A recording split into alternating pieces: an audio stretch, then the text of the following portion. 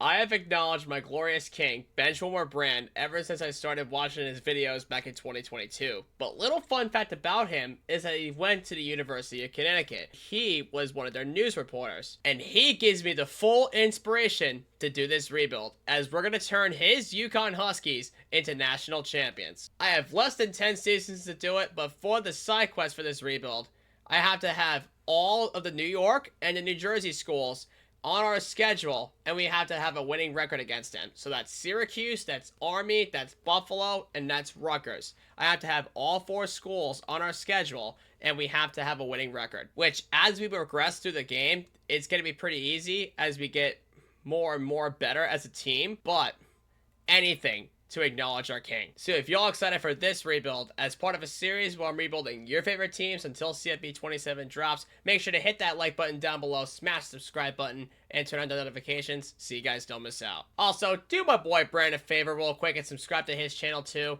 It would mean an absolute lot to me, as I do acknowledge him every single day. And while you're doing that, make sure you drop your teams down below in the comments. I've been loving all the suggestions you've been giving me for this rebuild series so far, and I would love to keep on going, as this is episode 9 of our series. But, with that being said, let's turn my old friend's team into champions. Ladies and gentlemen, the BenchwarmerBran rebuild has officially come to the rebuild series, as we're going to be turning the UConn Huskies into national champions. In 2024, we finished 9-4 and won the Fenway Bowl.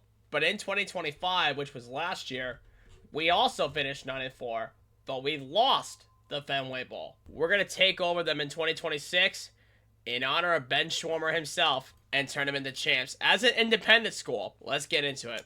Let's sign them damn papers and pay homage to our glorious king. For the side quest, we have to have all the New York and the New Jersey teams on our schedule at every single season, excluding 2025.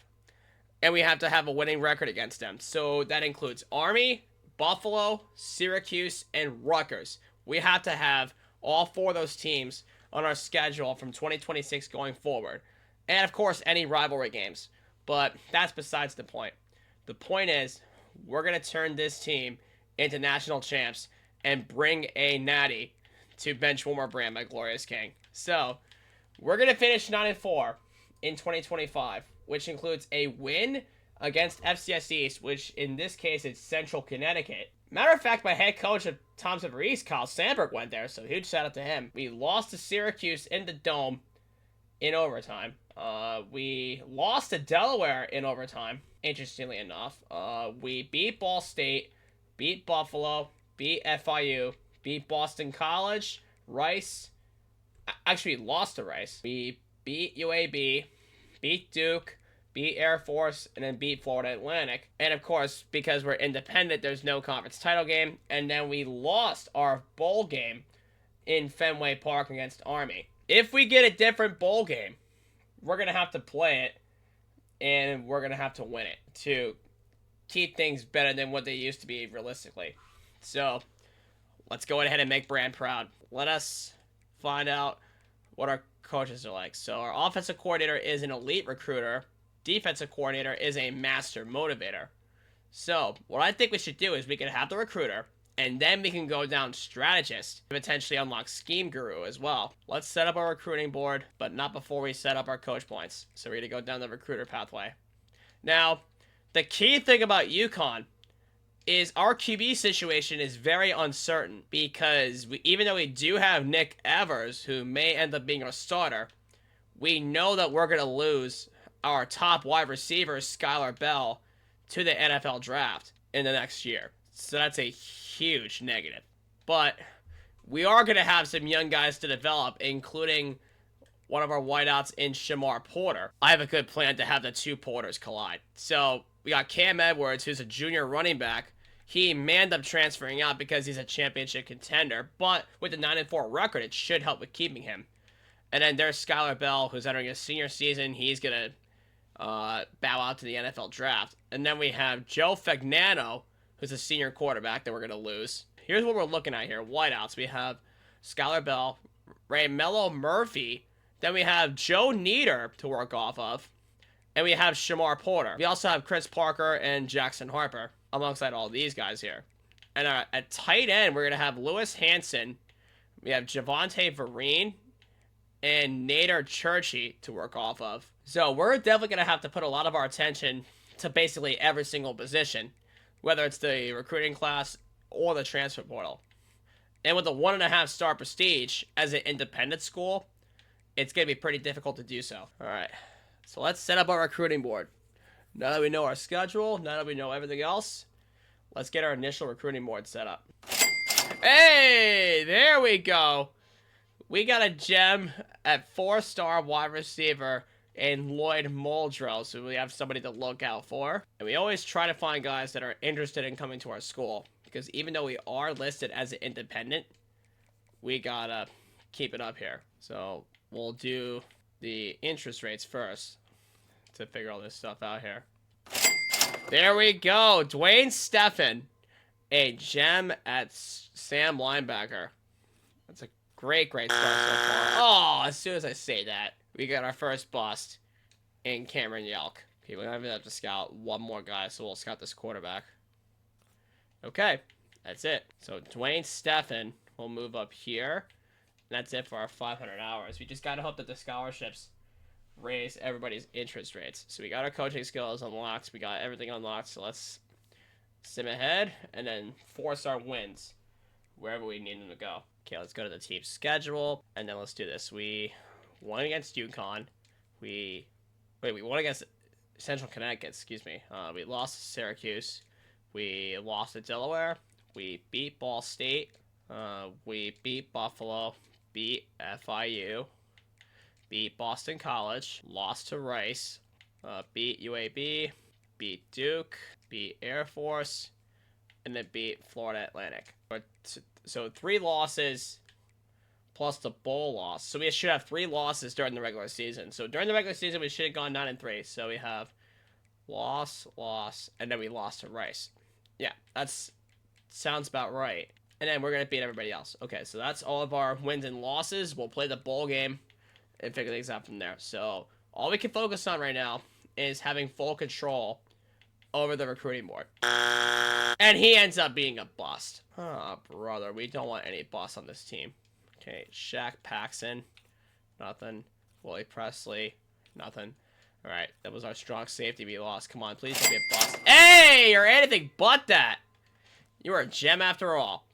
Welcome to the squad, buddy. And as a matter of fact, he was the last guy on our board here. So we'll take that all day. So everybody's been scouted.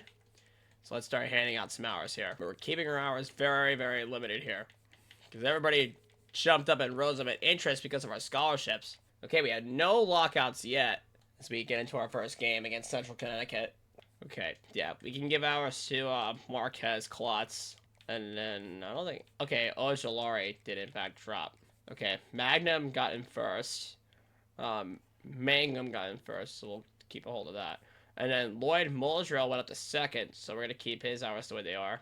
And then Klutz is fine. Okay, so let's give everybody else to those who need it. So let's give Baggett and let's get Paxson. Smaros will give Blunt some attention, and then we'll give Presley to DM. Okay, so we're keeping everybody who is in first place right now very comfortable. All right, so we do have some top 5s already from our punter and our kicker. And obviously our championship contender grade's going to go up a lot. And there it is. Skylar Bell won Offensive Player of the Week. The latest NFL draftee to come out of UConn. He went to the Buffalo Bills with the 4th round pick that they had. Okay, Muldrow is in fact first. Take some hours off of that for a second here. And then Mangum did in fact drop. So we're going to give the hours back to him. And then we have our kicker and punter ready to go, which I don't think we should schedule visits for them, because a special teams meeting really doesn't make sense. Yeah, no, it really doesn't make sense to schedule visits for our punter and kicker. It really doesn't. And anybody else in need? Doesn't look like it. So we will give the attention, and we'll just get the friends and family to Muldrow. Keep him at 25. All right, so we are perfectly fine with the way we are right now. We have 0 hours left. But even though Sion Moa won Defensive Player of the Week for the Independents, and Joey Fagnano got Offensive Player of the Week with 56% completion rate, That really can't be it. And we're gonna lose in overtime to Delaware coming up next, which really sucks for us, but we gotta take it as they come, I guess. And we'll go back to the recruiting board, even though it does say recruiting is done. Okay, Mangum will be our first official visit that will be booked. So we can do any of the wins here, which all of them are basically going to be wins. But let's do a higher tier opponent in Duke. Okay, and Kai Horner is ready to go. And then he's no comma here, so we're going to... Okay, everybody's basically a lower tier opponent, so we're going to put him on for the bye week, see if we can get any sort of compliments somehow, some way. And then we'll give Marquez cuts. And then he's a compliment with Mangum here. And then Glenn Blunt is ready for a visit. And so is Ojulari. But we'll put him on for a different one. We'll put him on for week 14. And then Ezekiel Ojulari, but he does cost all of our visit points. And he's no compliment either. So he should hold off. And you know what?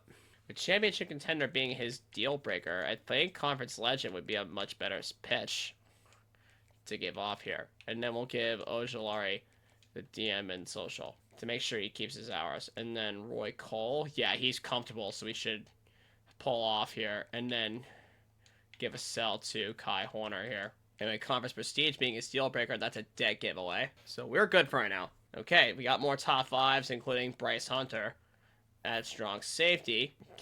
Okay, Air Force is starting to become a same tier opponent. So we should book both of our D-backs for Air Force. I think that's what we should do.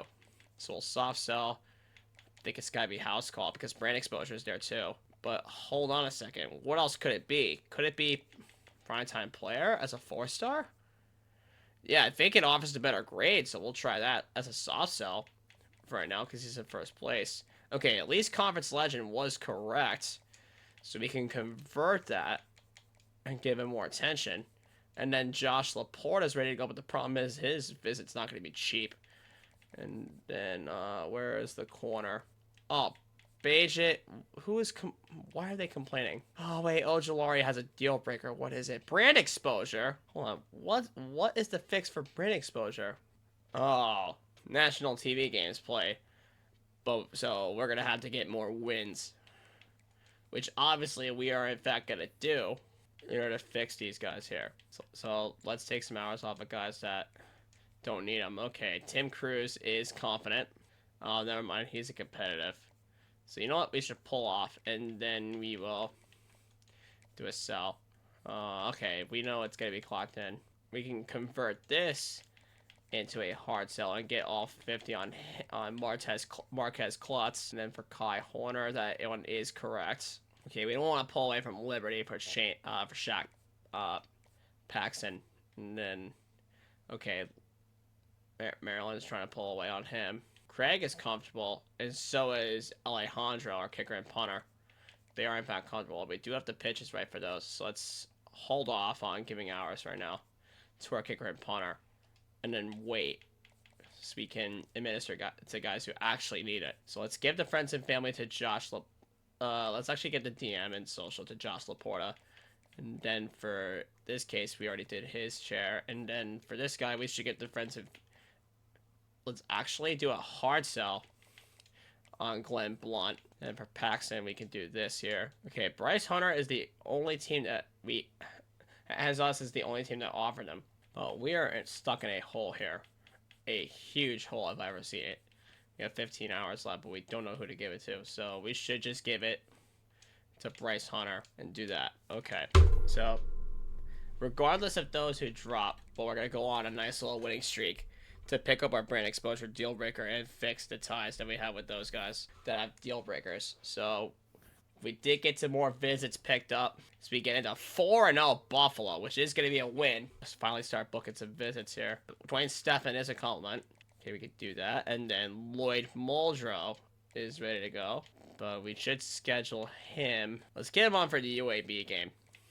Even though it is a lower tier opponent, we can always stack him on compliments as we can. See how we did on Josh Laporta? Yes, we got him correct. Perfect. And he has a compliment with the, what's it, the Duke game, I think it was? No, it was the Air Force game. Let's save some hours and do that as a gamer. And then what's our grade now? Okay, it's still a D plus, so we're gonna have to win some games and try and bump that up. Like a lot that we're gonna have to bump that up with. Primetime player was incorrect, so we know for a fact that it was house call. We still have 5 hours left to go as we're gonna get our win against Buffalo, but meantime we're gonna go do our coaching hours. So we're gonna put it more towards our O-line, because you can never hurt to get any O-linemen.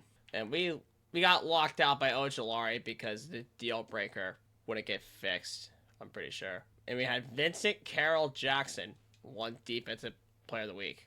And Shamar Porter finally showing out as the Offensive Player of the Week. Beautiful. So we're going to get into FIU. Our brand exposure deal breaker is not going to be fixed at all, pretty much. And it looks like nobody has dropped, but it's like Boston College. It's not going to be it. And then Boston College is jumping up on Marquez Klutz, too. He may lock up both of our comments here. But at least Gamer was correct. So we can convert Shaq Paxson into a hard sell. And Boston College just took Marquez Klutz. But hey, at least Cam Edwards won Offensive Player of the Week. So we're going into the bye week. We're going to book Lloyd Muldrow with his quarterback comment. So we're going to get pro potential. And we'll do the soft on football influencer. That's what it's going to be. Okay, Boston College is really going to be the team that's going to steal all of our recruits. So we're just going to have to keep things where they are. Even though Kai Horner is, in fact, comfortable, and so is our kicker and punter, we do not have the hours. So we just got to hope that we get a commit somehow, some way. All right. We got Glenn Blunt.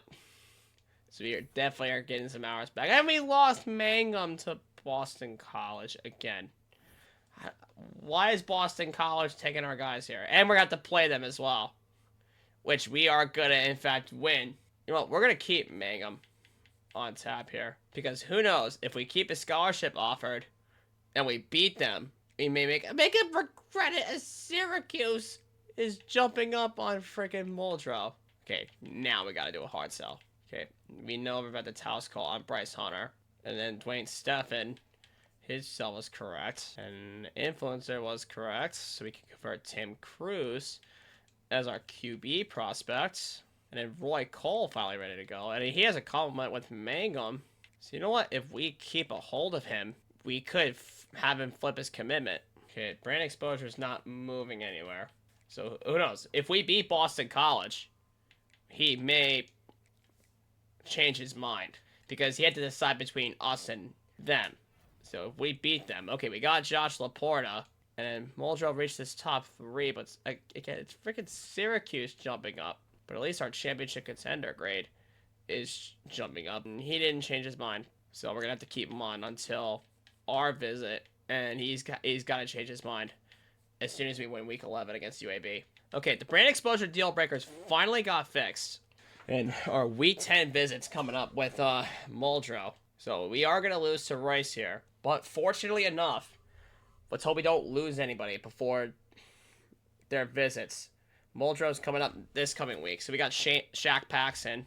And we ended up losing Muldrow to Syracuse, even though his visit week is this week. So you're telling me it was that convincing for him to join. But who knows? After this week, he may change his mind. After we destroy them. So Mangum's visit week is week 11. So we have Mangum and Muldrow waiting to change their minds.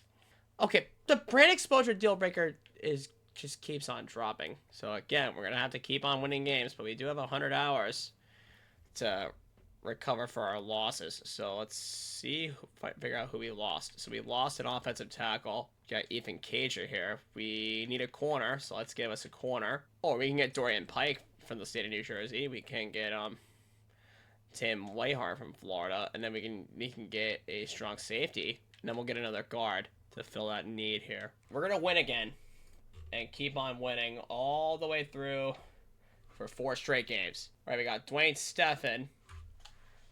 Let's just hope that the visit helped them to convince them to change their minds. Oh, we got a rant game against Duke.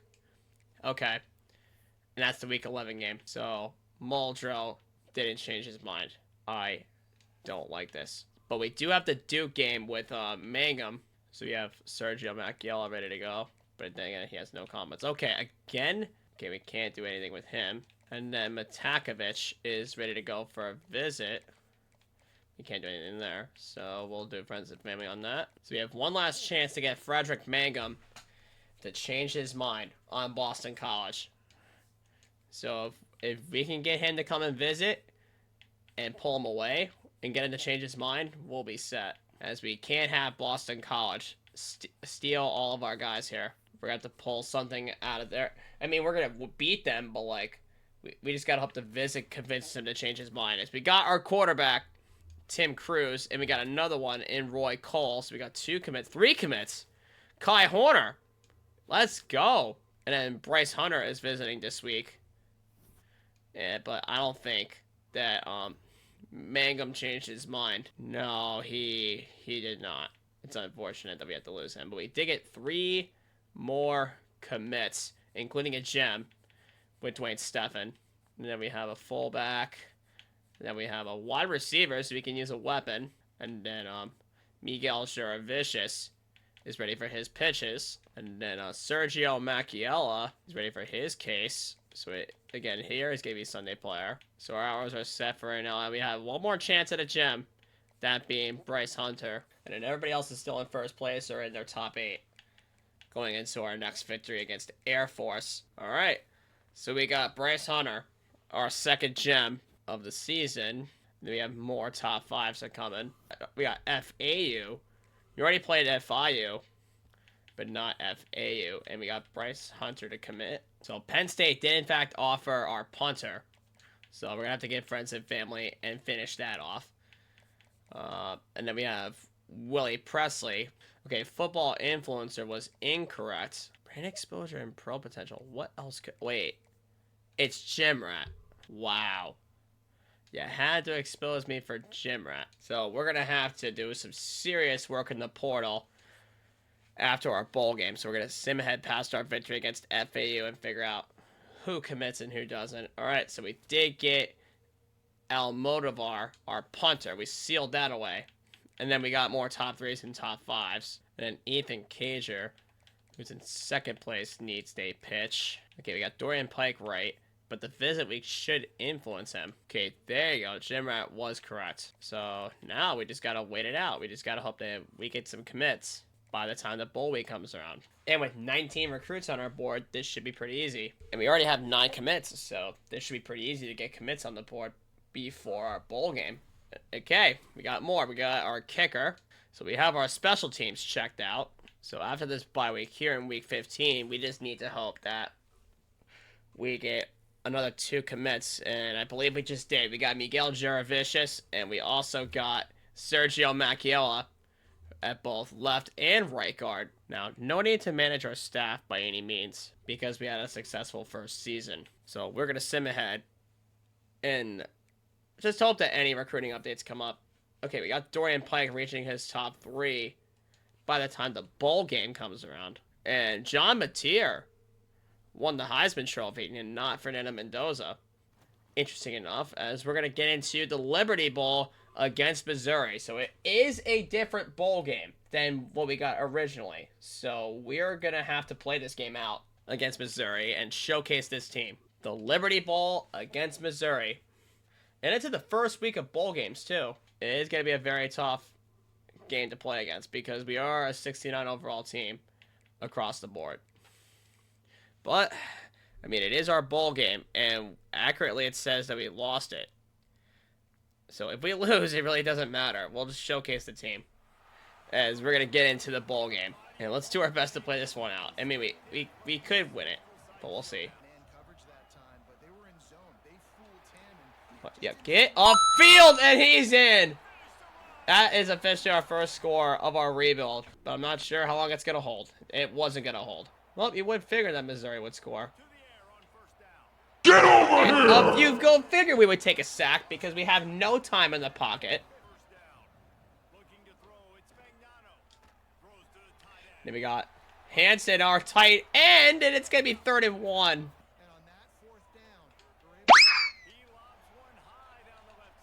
After catch, Skylar Bell. He's got it. I'm telling you, that's one of my famous deep shots. I'm going to hit that wide receiver one with any ones that I got, but we just got hit. Any one of those deep shots I got for our wide receiver one, I'm going to take, and we're going to hit. As we're going to give it back right back to him for first and goal. There we go. Run through him for the score. We're going to be down by 7 once again, but once again, we're going to be down by 14 as they're going to score again. We haven't turned the ball over one time, and we still lost. That offense is just straight firepower from Missouri. There we go. Way to make that catch, Skylar Bell. All right, keep on going. He sent the safety on the blitz, but we didn't get it off in time. All right, we got the first down with our tight end there. So, again, we'll keep it moving.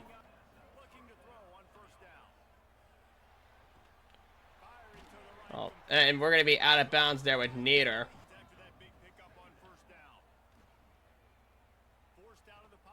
Yeah, we may just have to run it here with Fagnano and just pick it up.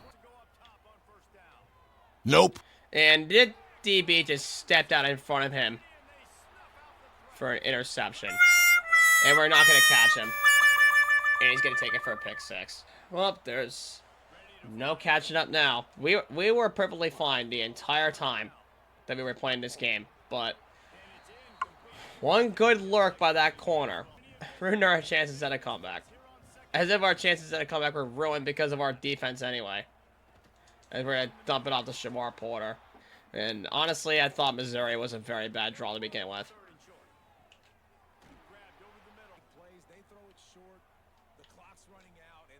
Alright, there we go. We're going to dump it off to Nieder again for a first down. I know I keep throwing the slant route, but we want to get at least one more score before we get it off into the next year. It's like, oh, he overthrew Shamar Porter. Alright, well, we're going to have to take the Hail Mary shot.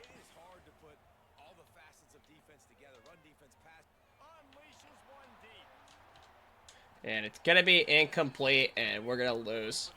Our bowl game, keeping our record very realistic to real life, and go 9-4 to start our rebuild. As we're going to lose to Missouri 38-17. It was Dante Moore and Oregon that won the national championship.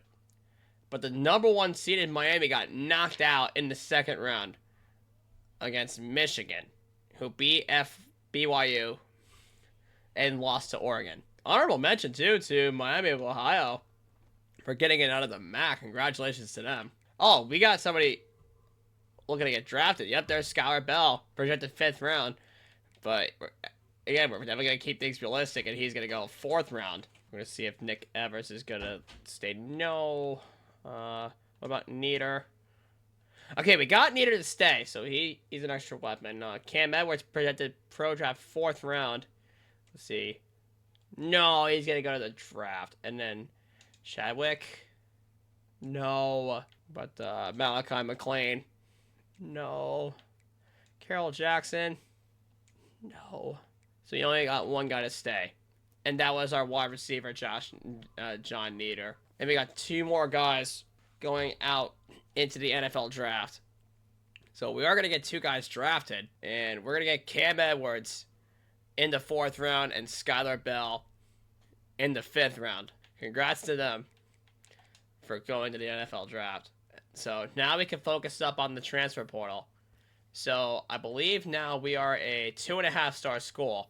So we can go after quite a few guys here. There is a couple guys that I want here. One of which being my GOAT, Quincy Porter. Can we get him to UConn? And can we get him to come here? Oh! Oh! We got a chance at both! We got a chance at both Micah Ford and Quincy Porter. We need to get them both on board and make BenchwarmerBran proud. But Micah Ford and Quincy Porter, imagine having them both on our team. But Ford going in as a sophomore and Quincy Porter going in as a freshman. So we need to get them both. And we can also get Steve Angeli from Syracuse. We can try and get him to be our quarterback. And we can also get AJ Cyrus from Rutgers, too. But, yeah, I'm literally going under the New Jersey pipeline here. But, nah.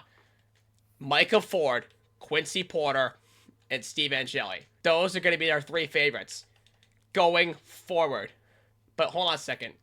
There could be one other guy that we can also get. Who is it? Lincoln Cure? There he is! Let's go! Lincoln Cure! He's going to be our guy at tight end. And then we have our backup quarterback in AJ Cyrus.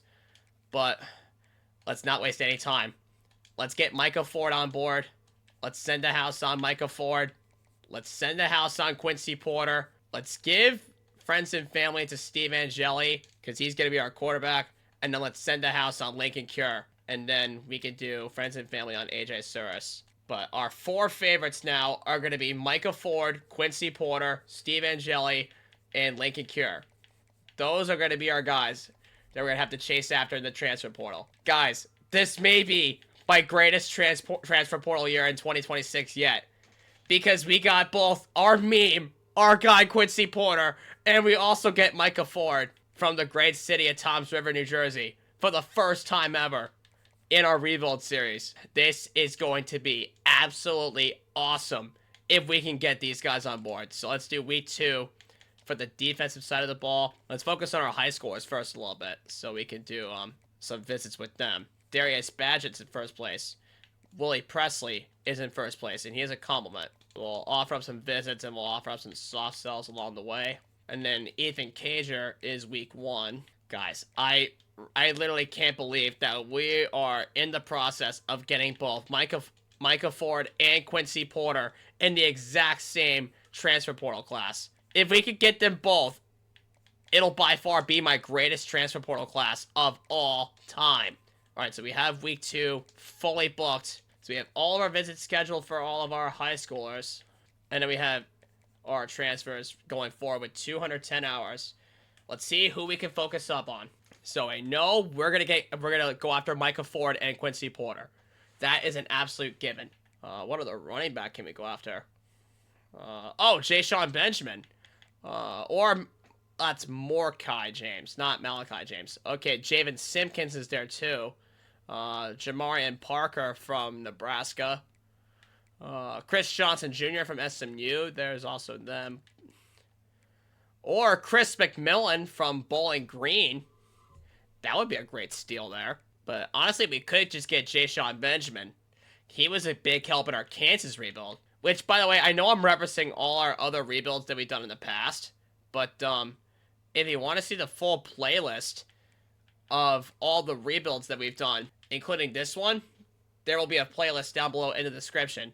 So you guys can go ahead and check those out. So we'll get Mitch Nixon, and then we'll get Chris Vigna as our guards. Now, as for edge rushers, we could get Ibrahim Diawara from Coastal Carolina. I actually really like this guy. And then defensive tackles, we're going to need Quincy Wright from Arkansas State. We can try and get him. And then we need a free safety. Is there a chance that we can get... Wait a second. Is there a possible chance that we can get Coy Parrish? Yes! He is there! Let's go! Coy Parrish! So not only are we going to try and... Okay, we can get DJ Walker as well from Ohio. So our DB's core is going to be sick. So we can get outside backers too.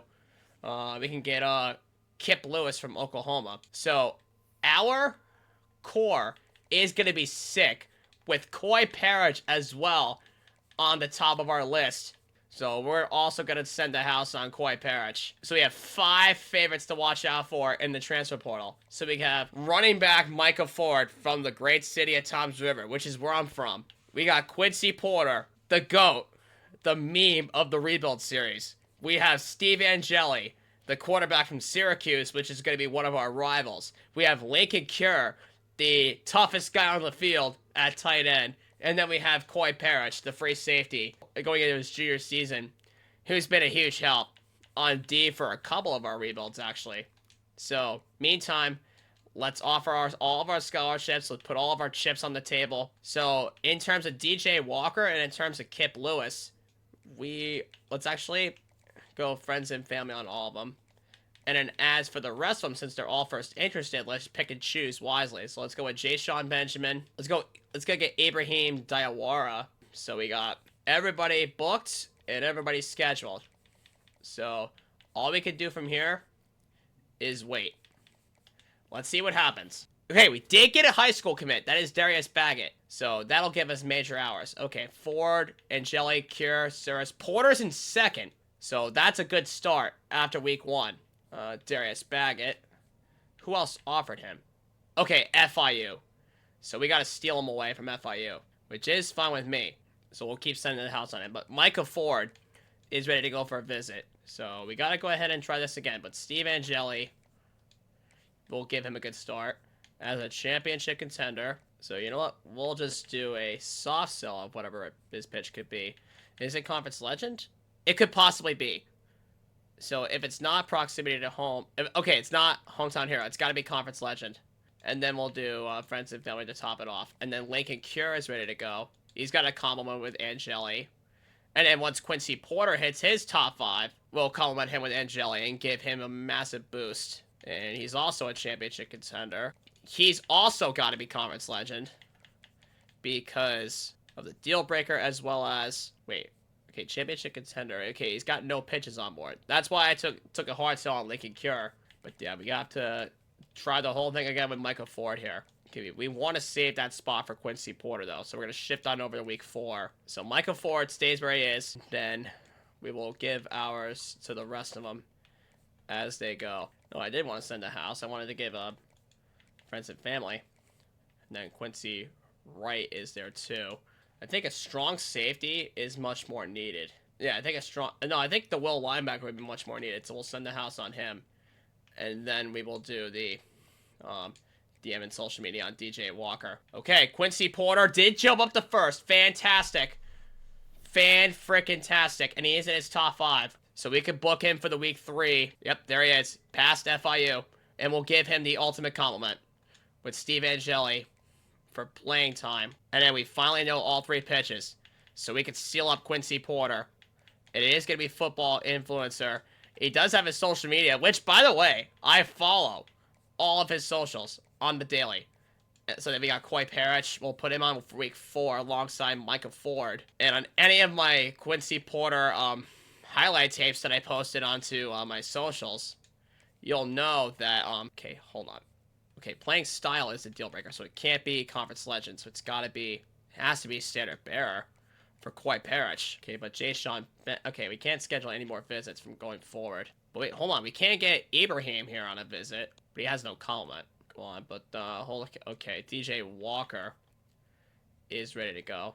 Okay, he is a compliment with Coy Parrish. So let's see, who's comfortable? Okay, Quincy Wright is comfortable. Okay, let's see. I think Noah Matthews should be comfortable. Yeah, Noah Matthews is comfortable. We could pull away from him and then give to DJ Walker. I think Vigna's comfortable.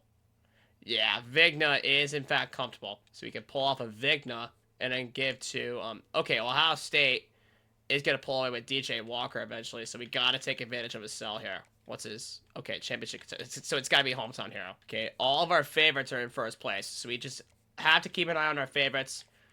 And we just had to keep an eye on whoever commits. This is what our board's looking like.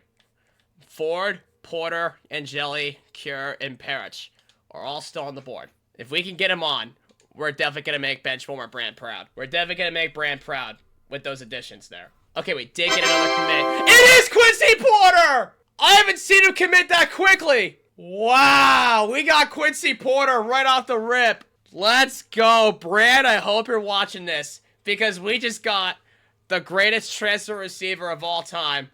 Quincy Porter has come to UConn, but unfortunately we lost out on Kip Lewis at 4-star backer. But if we take a look here, Coy Parrish is still first, Micah Ford is still first, Angeli is still first, and Lincoln Cure is still first. Pretty much everybody here is still in first except for Kip Lewis and DJ Walker, who are still fighting for. I am shook that we just sold Quincy Porter right away and we got him to commit. You know what? Let's put him at the top. Because why not? He's the top guy. He's my GOAT that we got away from FIU. We just got Quincy Porter into UConn for part 5 of his historic dynasty as the greatest transfer receiver of all time. He'll be the new Skylar Bell. And we can do a hard sell here on Steve Angeli, try and lock him up. Okay, did anybody drop here? Okay. It's looking like we're losing Matakovich to Central Michigan. But wait, we're the only team that offered him. So we just need to try and pull away. We did lose out on Kip Lewis, but DJ Walker, we're going to lose out on to, I think it's Ohio State. But he does have the week 4 visit. So who knows? Maybe the influence could definitely propel him. So we got to go into the transfer portal and find a outside linebacker that we could steal and influence. But hold on, we only have 2 running backs. Okay, that's a tough decision. Either we get an offensive tackle to hold up our line and figure it out. But hold on, who's the offensive line? Who is the offensive lineman that we have? Right tackle. So we can go for a left tackle. We need somebody at left tackle. Okay, we can get Jalen Clem from Arizona State. We can also get, but who was more productive out of the portal? Okay. Sandoval has 17 sacks allowed as a raw strength. Okay, so he is a pass protector. We could get this guy as a pass protector, Rustin Young. Even though he only did have 8 games played. Let's see. We want a pass protector at offensive tackle though. So, but at least Jalen Clem is a pass protector. He wasn't really that productive, but we can make wait, he's a junior, isn't he? So we want a young guy here. Okay, Rustin Young is actually looking like the guy we could go for here. He's a transfer freshman. We could definitely make the most out of him. He only started in 6 games, but allowed 4 sacks. But he did play 453 downs in 8 games played. So he can be a good use here. He'll definitely be of good use for our offensive line here. So we did get Quincy Porter. We just got to land the other 4. We got Micah Ford. My GOAT from Toms River North has come to UConn. We also got Steve Angeli. He'll be our starting quarterback. And we got Lincoln Cura to be our tight end. And we also got Ethan Cager. We got Dorian Pike. Clutch. We got Willie Presley. We got Tim Whiteheart at corner. We got Jay-Sean Benjamin. He'll be our backup to Michael Ford. He'll probably work in tandem with him. We got our backup QB, AJ Suris. Noah Matthews at left edge. We also got Coy Parrish. Let's go, baby. We got Coy Parrish. He'll be a key asset at free safety. We got Jason Donnell at strong safety. We got Chris Vigna. We also got Emmanuel Ogans. Beautiful. Ibrahim Diarra. Chance Gamble. We also got Mitch Nixon at left guard. We got Quincy right at D tackle. We also got Rustin Young. Okay, I think we only lost a couple of guys going down the line. We ended up losing our high school guy, Matakovich, and see how many recruits we got. We did lose DJ Walker to Pittsburgh, and we lost Matakovich to Central Michigan. But 33 total recruits on our board, and by far one of the greatest transfer classes that we ever had. We not only did manage to get Quincy Porter, we also got Micah Ford, Steve Angeli, Lincoln Cure, and Coy Parrish. Imagine all of that. What's our recruiting class? We got the 41st best recruiting class in the entire nation with 33 stars and 3 4-stars. But let's see the transfers. We had the 14th best ranked transfer class in the entire nation, including my GOAT, Quincy Porter, which, by the way, I'm recording this post NFL draft. I compared this guy to newest NFL draftee out of Notre Dame, Malachi Fields, who is also 6'4", also around 220 pounds. He is the absolute GOAT. Not Fields, but Quincy Porter. But our highest overall player now is Coy Parrish at a 91. We got Micah Ford at an 84. Steve Angeli, he'll be our starting quarterback, as you see right here. And we also got AJ Suris as a sophomore who's going to develop under Steve Angeli. Both of which have impact. We want to keep the tutelage under them. And his deal breaker's championship contender. So as long as we keep on winning all these games here, we should be fine. And then fullback, Roy Cole. But wide receiver, we got the Porter twins, Quincy Porter and Shamar Porter. Quincy Porter will wear number 11, and Shamar Porter will be wearing number 5. That's how you know which one is which. We also got John Nieder, who we picked we convinced to stay from going in the portal. And both of our receivers here have star development, but so Shamar Porter is going to end up leaving first, depending on how well he does. So tight ends, we have Javonte Vereen as well as Lincoln Cure, whom both will be under tutelage together. Holy crap, Quincy Porter, 87 overall to start his sophomore season. And then Micah Ford at an 86, Steve Angeli as an 82, Lincoln Cure developed a lot as an 83. He'll be our starting tight end. Chance Gamble is an 83. So Victor Rosa is going to take the lead over Jay-Sean Benjamin. That is very, very interesting because of the training results. And then Shamar Porter leveled up to a 79. So let's see. Quarterback will be obviously Steve Angeli. And then AJ Suris will fall behind him. And then we have Micah Ford at an 86, Victor Rosa at an 81, followed by Jay-Sean Benjamin. The traits are very unpredictable. And then we have Quincy Porter at an 87, Shamar Porter at a 79, Josh Nieder at a 79. Following him, we have Jackson Harper. And then we have tight ends. Lincoln Cure jumped Javonte Vereen as the starting tight end. And then go to custom conferences. And you know the drill at this point. Northern Illinois to the Mountain West. And then let's build a newly reformed Pac-12. Now, I seriously do hope that this video gets out to Bran for UConn being his team and him going to this school. And I'm just turning this team into national champions at this point. Okay, so we need one more school, and that is Texas State to the Pac-12. And then Conference USA, UTEP goes here. And then Louisiana Tech goes here. This is definitely going to be one of my more funnest rebuilds that I've ever done. Arguably, one of my funnest rebuilds. So we'll go wide receivers and quarterbacks. And then when we level up again, we'll do kicking accuracy and whatnot. Sim ahead and figure out our schedule because it's not going to be as accurate to 2026. Because remember, we want 4 teams on here. Syracuse, Army, Rutgers, and Buffalo. And we're starting out as the 22nd best team in the nation as our first rank. So we're going to have a lot of high expectations going into this season. So let's go to our custom schedules really quick. So as an independent school, we have the freedom to book this however we want here. So we can cancel Duke, get him off. And then, let's see, we already have Syracuse. So we have FCS East, Maryland. You know what? We should keep FCS East and we should keep Maryland. We should keep Indiana, but this is an Indiana team that doesn't have Fernando Mendoza. Okay, we can get Buffalo for week 7. Okay, we can get Army in place of Maryland. Where can we get Rutgers on here? Okay, we can get Rutgers for week 9. So we have Army, Syracuse, Buffalo, and Rutgers. And us being the only schools representative out of Connecticut. What teams can we put in their place? Okay, so we have FCS East. We have Army on here. So North Carolina should be Southern Miss, and we're not going to get it. So we got to pick a team that's a ranked team then that we could possibly beat. Ooh, how about Iowa State? Okay, we got to pick a ranked team that we could possibly beat on their turf. Okay, how about Houston? And then we have Miami of Ohio in place of Indiana. Oh, but we can't get Southern Miss here. And it's going to be at their spot. We do have Syracuse at home. We do have Army at home. And then we would be at Temple. We're supposed to be home for UMass. We'll stay home for Buffalo. At Air Force, so we'll be at Rutgers. Now, UNLV is supposed to be North Carolina. So let's see. Okay, we can't get them on there. Notre Dame, no. Washington. Oh, hey, we can't get Miami of Ohio on there. And we're gonna have to be home for that.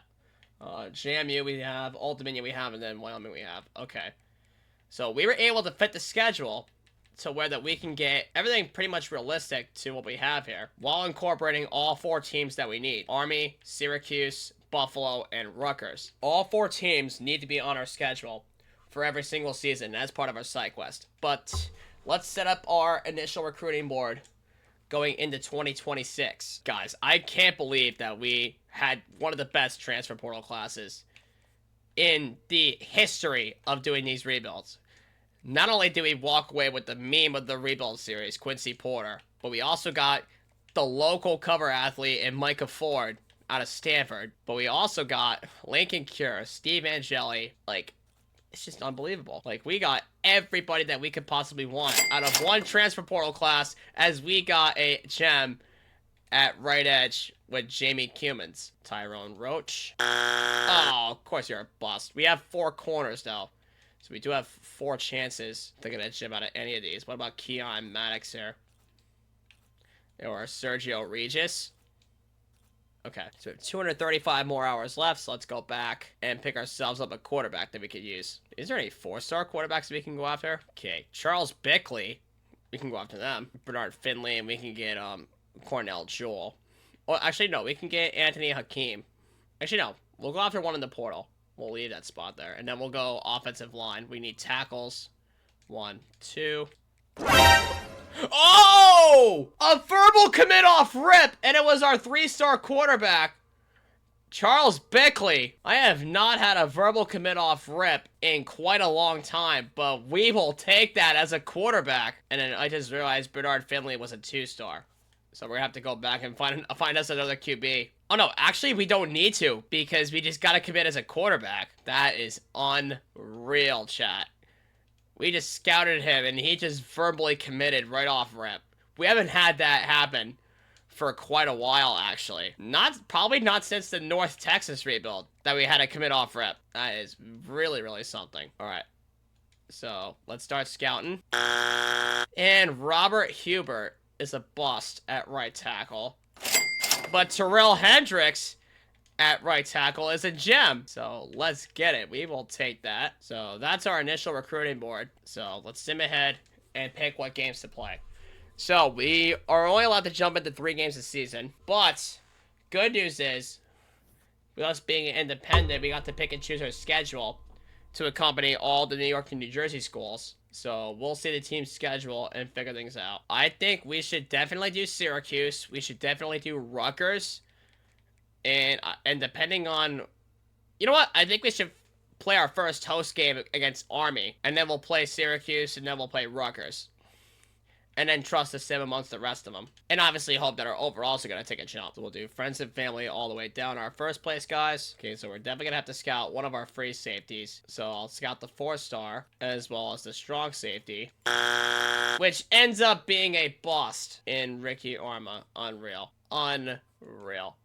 So we'll get the hours to the free safety. And then we'll wait till next week to find us a strong safety as we sim past the bye week and then get past our FCS game before we get into our first playing game against Army, which is the first game amongst our side quest. So we have to play 3 of those games, and then one of which we got to trust the sim for. That's going to be the golden rule going forward with this side quest. So we do have a couple guys dropping here, but it's not going to matter. So we'll sim ahead past FCS East and then figure it out. Obviously, with the home field advantage, we have hope. But we just gotta hope the team puts it together, and we just gotta hope that we win this game. Please. Hello, darkness, my old friend. You have got to be kidding me. I need to check the final up for this. What was even the final? 10-9. We let an FCS team beat us by 1 point, and it was a low-scoring game. You have got to be kidding me. I have a lot of anger to let out, man. I really do. I have a lot of anger to let out. But meantime, we got our first visit. We're going to book it for the... let's book it for the Syracuse game. We do have enough for a soft sell that we can try and get off here. I mean, Mateo Carlos here, ready for a visit.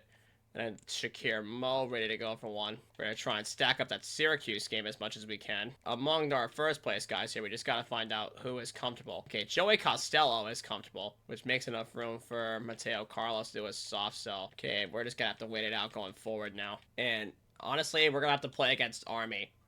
And we got to let some anger out from that FCS game, which I don't know how we lost. But meantime, let's check out our uniform combinations while we're ahead, because we never got to do that for our bowl games. So here are the home uniforms. I actually kind of like the red accents that we have with these. And then we have the away looks. You saw that during our bowl game. They're pretty clean. And then we have the home options with the all blue and the C helmets instead of the Husky helmets. And then we have the away options with the all white. And then these are the 2024 home uniforms, which I don't know why they still have them in the game. Then we have the away looks again. Home option, away option. Okay, so that's really all we got going for us. No throwbacks or anything. So we're just going to have to take the regular Navy looks, and then we'll go from there. We got to let some anger out, guys. This is our first taste of what's to come for UConn. It's our first look at Quincy Porter, first look at Micah Ford as teammates. So let's get into it. Let's show everybody what we can do. And we're going to get the ball first to start on the offensive side for the first time. And there's our new quarterback, Steve Angeli, and our new running back, Micah Ford. So let's get it on.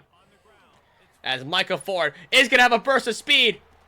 He's going to go all the way up to the 46 for a first down. Okay, so Shamar Porter is wearing number 5. Now, Quincy Porter did change to 81 coming out of the transfer portal. So, okay, we got the blitz coming on Angeli, and he lost the football. You're kidding me. We just got scoop and scored on. You've got to be serious right now. 2 plays in, we got scoop and scored on. And you know what? Depending on what gets open first, whether it's Quincy Porter or Micah Ford, we'll have to hit one of those guys. Okay, it's going to be Micah Ford. Like, run him over, man. Take some anger out. Porter has the hitch route. Nieder has the crosser. And then Shamar Porter has the slant as a drag. Okay, yeah. Let's just take Quincy Porter. Get upfield, buddy! Alright, we're at the 1. Okay, it looks like Shamar Porter is going to be manned up on the screen pass, and so is John Nieder, but we'll see both sides. Okay, it's Shamar Porter. Wrong Porter, but it's our first touchdown of the season. Okay, so the Porter twins are going to work again. So, you know what? We'll send Quincy Porter on a streak alongside Shamar. We'll see who gets beat out first. Oh, yeah. Oh, my God, you sailed the throw. Come on, get there! It doesn't matter if it was sailed. Quincy Porter's got it. And that's one of my famous Jeep shots for a reason, man. All right, so we'll see if Shamar Porter can get there fast enough, too. All right. Come on. Go for a contested deep ball. Okay, never mind. Could it either Porter or Lincoln Cure? But let's see. Okay. We got Lincoln Cure. The corner undercut him. Oh, he's at the 1 again. This time, we need to give Ford his first touchdown. We need to, man. And he got it. Micah Ford, welcome to UConn, 14-7. Actually, hold on now, it's 17-7. I completely forgot we hit the field goal. All right, so we're going to be fine. And it is going to be a turnover. So Shamar Porter has the comeback. Quincy Porter has that deep post. Okay. Yeah, we undersold the throw, and it's going to be picked. Should have hit the comeback. Okay, boy, we're going to get the ball back. I don't know why we're selling right now.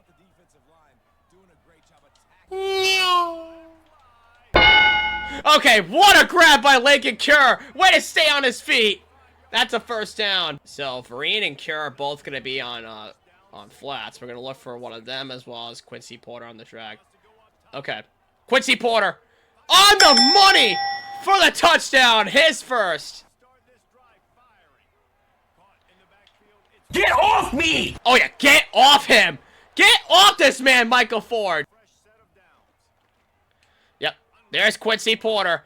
Get upfield, buddy. You're the best in the game for a reason. Second down and... actually, no. First down and 10. That's a good run here from Micah Ford.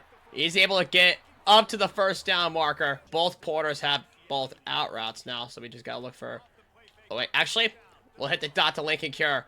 Give our tight end some love. Oh, he's at the 1 again. And the clock is going to, in fact, tick down to the 4th quarter. So we're going to be up 10... going into the 4th quarter. Now, if we continue to beat these teams going forward, we should be able to get our rank back. You have a block for Shamar Porter. He's going to get in for his second touchdown. 3rd down and 10. Let's see how far up Micah Porter can get in the field goal range. Oh, what a cutback! Micah Ford! He's into the end zone! What an insane cutback by Micah Ford. Alright, we'll kick the field goal. We'll put the 40 bomb up on Army. We'll see what they do. And they did nothing after that. We're going to kill Army 41-22. But obviously, player of the game's got to go to Micah Ford. 153 yards rushing on 21 carries and 2 touchdowns in this game, which was absolutely key to getting our anger out. Like, I can't believe we've just lost 10-9. 10-9 to freaking FCS East. As we get into unranked Houston, it will be a very tough sim. Okay, we know at least clocked in was correct on Courtney Kitchings So we can take advantage now and do a hard sell. Then JC Roshed needs the attention. But it's Sergio Regis, who needs a visit. Okay, everybody's basically a same tier opponent. We'll start booking the Buffalo game for the corners. There we go. Aspirational goals was correct on Mateo Carlos. Okay, we have to get Colin Lewis on for a visit, otherwise it's not going to be right. Okay, no other visits have been scheduled by this point, so and there's no compliments. Let's get him on for the bye week in week 8. See if we can get any front 7 compliments going forward. Hey, has 4 other offers. It's not helping. Okay, everybody we have on the table has every offer that we can think of at this point. Shark Caps has like 8 different offers, so we're definitely going to lose him by the end of this week, so we might as well not even compete with him. So Sergio Regis needs a sell. Okay, Chester Knox is pretty comfortable up on James Madison. Joey Costello, yeah, he's very comfortable, but everybody's not even giving us some distance right now, so we're gonna have to keep things the way they are. If they drop out, they drop out. But Houston, this is a very even game, but I do have a gut feeling that, I mean, we could pull something out against this team. I mean, they did lose a game, but we'll see what happens here. Okay, everybody's in first, but... Oh, we beat Houston! Let's go! We pulled out the upset! That was absolutely huge as we get into Southern Miss, which again is on their turf, and it should be an easy win. But what a dub against Houston, man. That was huge. So, at least we can finally get some visits off. Okay, we do have a column right here with comments in the bye week. And then Terrell Hendricks is ready, but the problem is he's got a competitive with Carlos, so we gotta book him for the Miami of Ohio game, and we have to do a sell on him because he's a gem, and we'll save some hours by doing it that way. No, well, okay, status seeker offers that. Okay, perfect. And then Garrett Buckett. Okay, let's actually get him on for the better comments on the bye week. And then Jay Charles is finally ready to go, but again, he does have a competitive, so we'll give him the Miami of Ohio game. All right, so Southern Miss is our next game. Cross our fingers. Cross our fingers, guys. Yes! We beat Southern Miss. Perfect, guys. Perfect.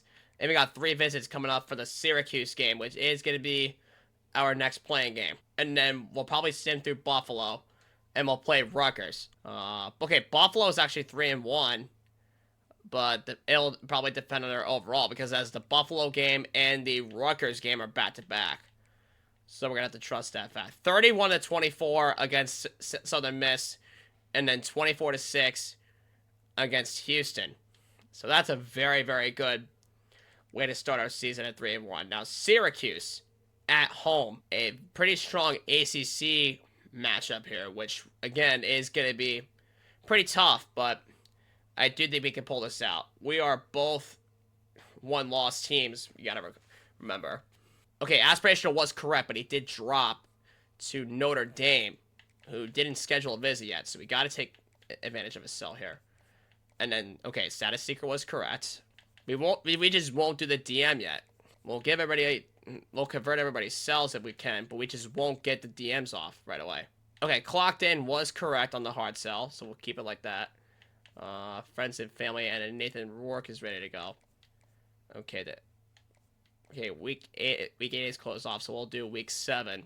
Perfect. Clocked in was correct on Sergio Regis. Perfect. Damn, we've been doing really good at guessing our pitches as of late. Okay, conference legend was incorrect, so now we know what it is. We can hard sell on aspirational. Okay, Sunday player was correct on Shakir Mo, but he needs it more, so we can give him the hard sell, because he needs it more. What about Mateo Carlos? Okay, yeah, he's going to pull away. So, we'll play the Syracuse game, and then we'll go from there. We'll go with the blue bottoms this time around, with the C helmets this time. How's that sound? And then, what are the away alternates on these guys? Okay, yeah, we'll do a full unitard battle. Alright. Syracuse. First time we've ever played Syracuse. But, it'll be a lot of fun. We actually could have Quincy Porter on one of my famous deep shots. What do you say, guys? What do you say? Get Quincy Porter deep. He has got it! Quincy Porter all the way home. Touchdown, Huskies. Hope you're proud of that deep shot, BenchwarmerBran. That was a great adjustment by me. Okay. Let's give Nieder some love here. Come on, cut off field. John Nieder!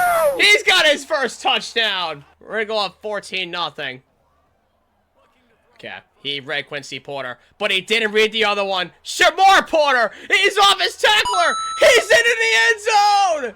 Shamar Porter! The Porter twins are coming through! We're going to be up 21-0 going into the second quarter, and dude, this defense is going off right now.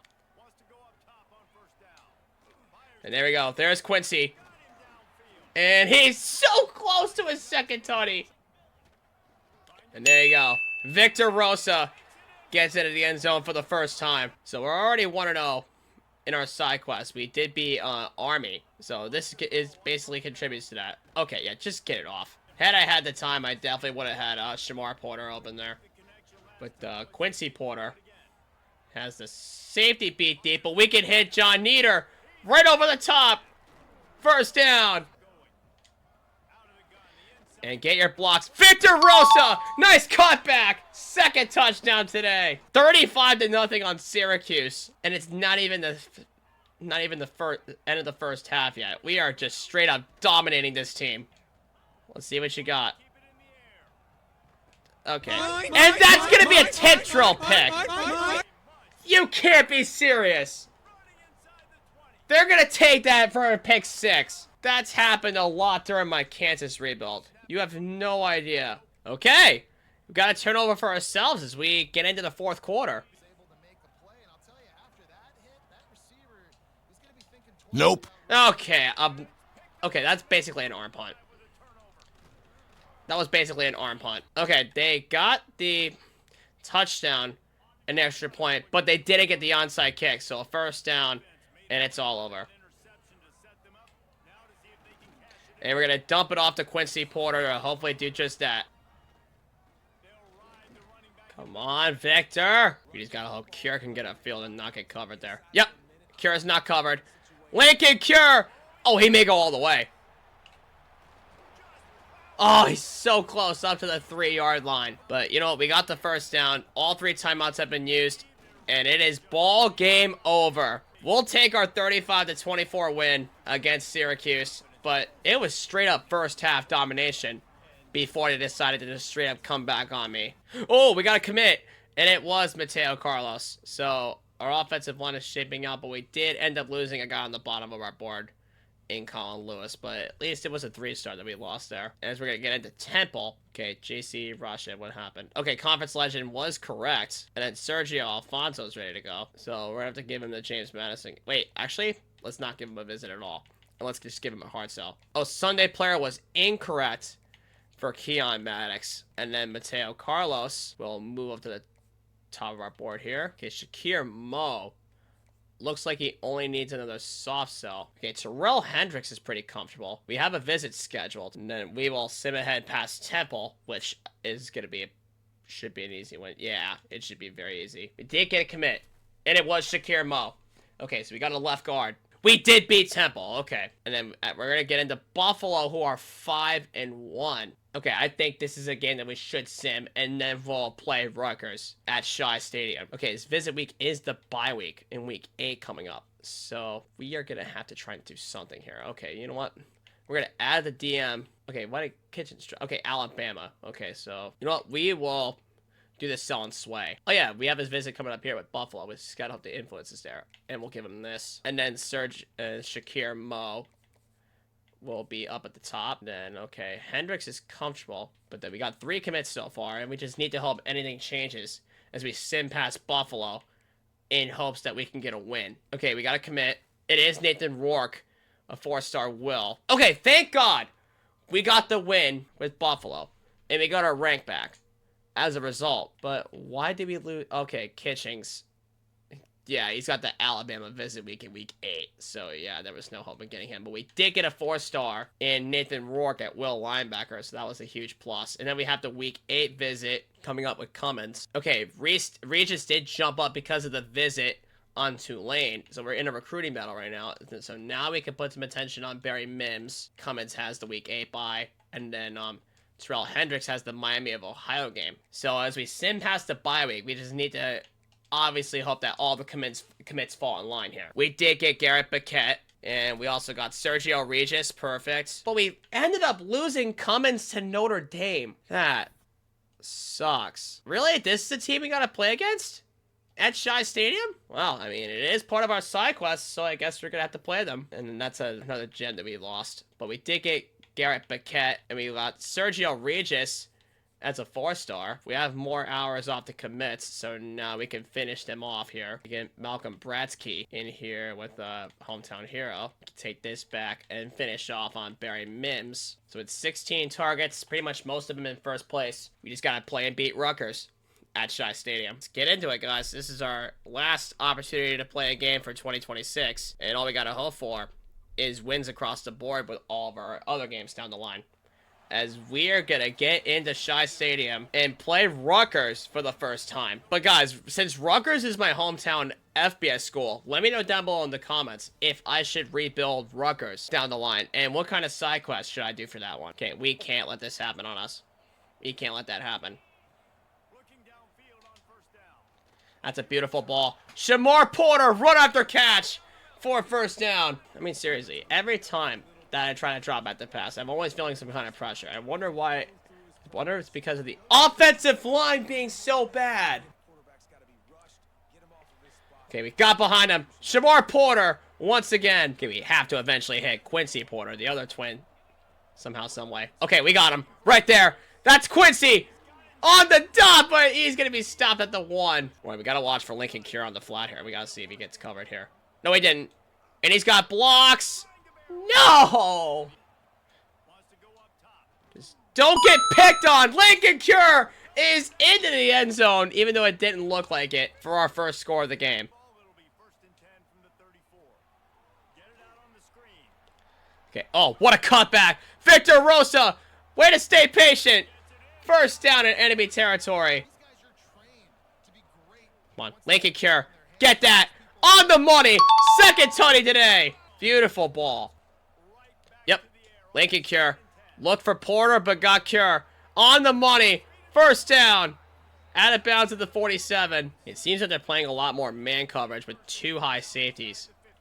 So we are expecting a lot of 2 high safety looks, but that's not going to stop Quincy Porter. Right on the money.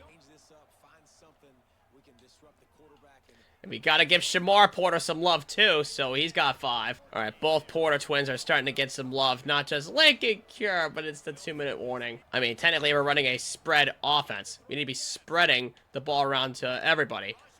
Good wordplay. As Quincy Porter gets up the field to the 30. Actually, no, to the 3-yard line. I don't know why I said 30, but I'm so bad at stuttering upon my own words. Bran, I do apologize for everything. Yep, Quincy wide open on the hitch route for the tutty. We're gonna let the clock run down, and we're gonna go into the half up 21-7 on Rutgers. Oh God, 21-14. We're really letting Rutgers score on us again. Okay, yeah, we gotta hit the Texas route for Victor Rosa, and he just got ran over. Come on. Get behind the defense! Lincoln Cure for a touchdown! That's his 3rd today. Okay, yeah, come on. Shamar Porter! Get there!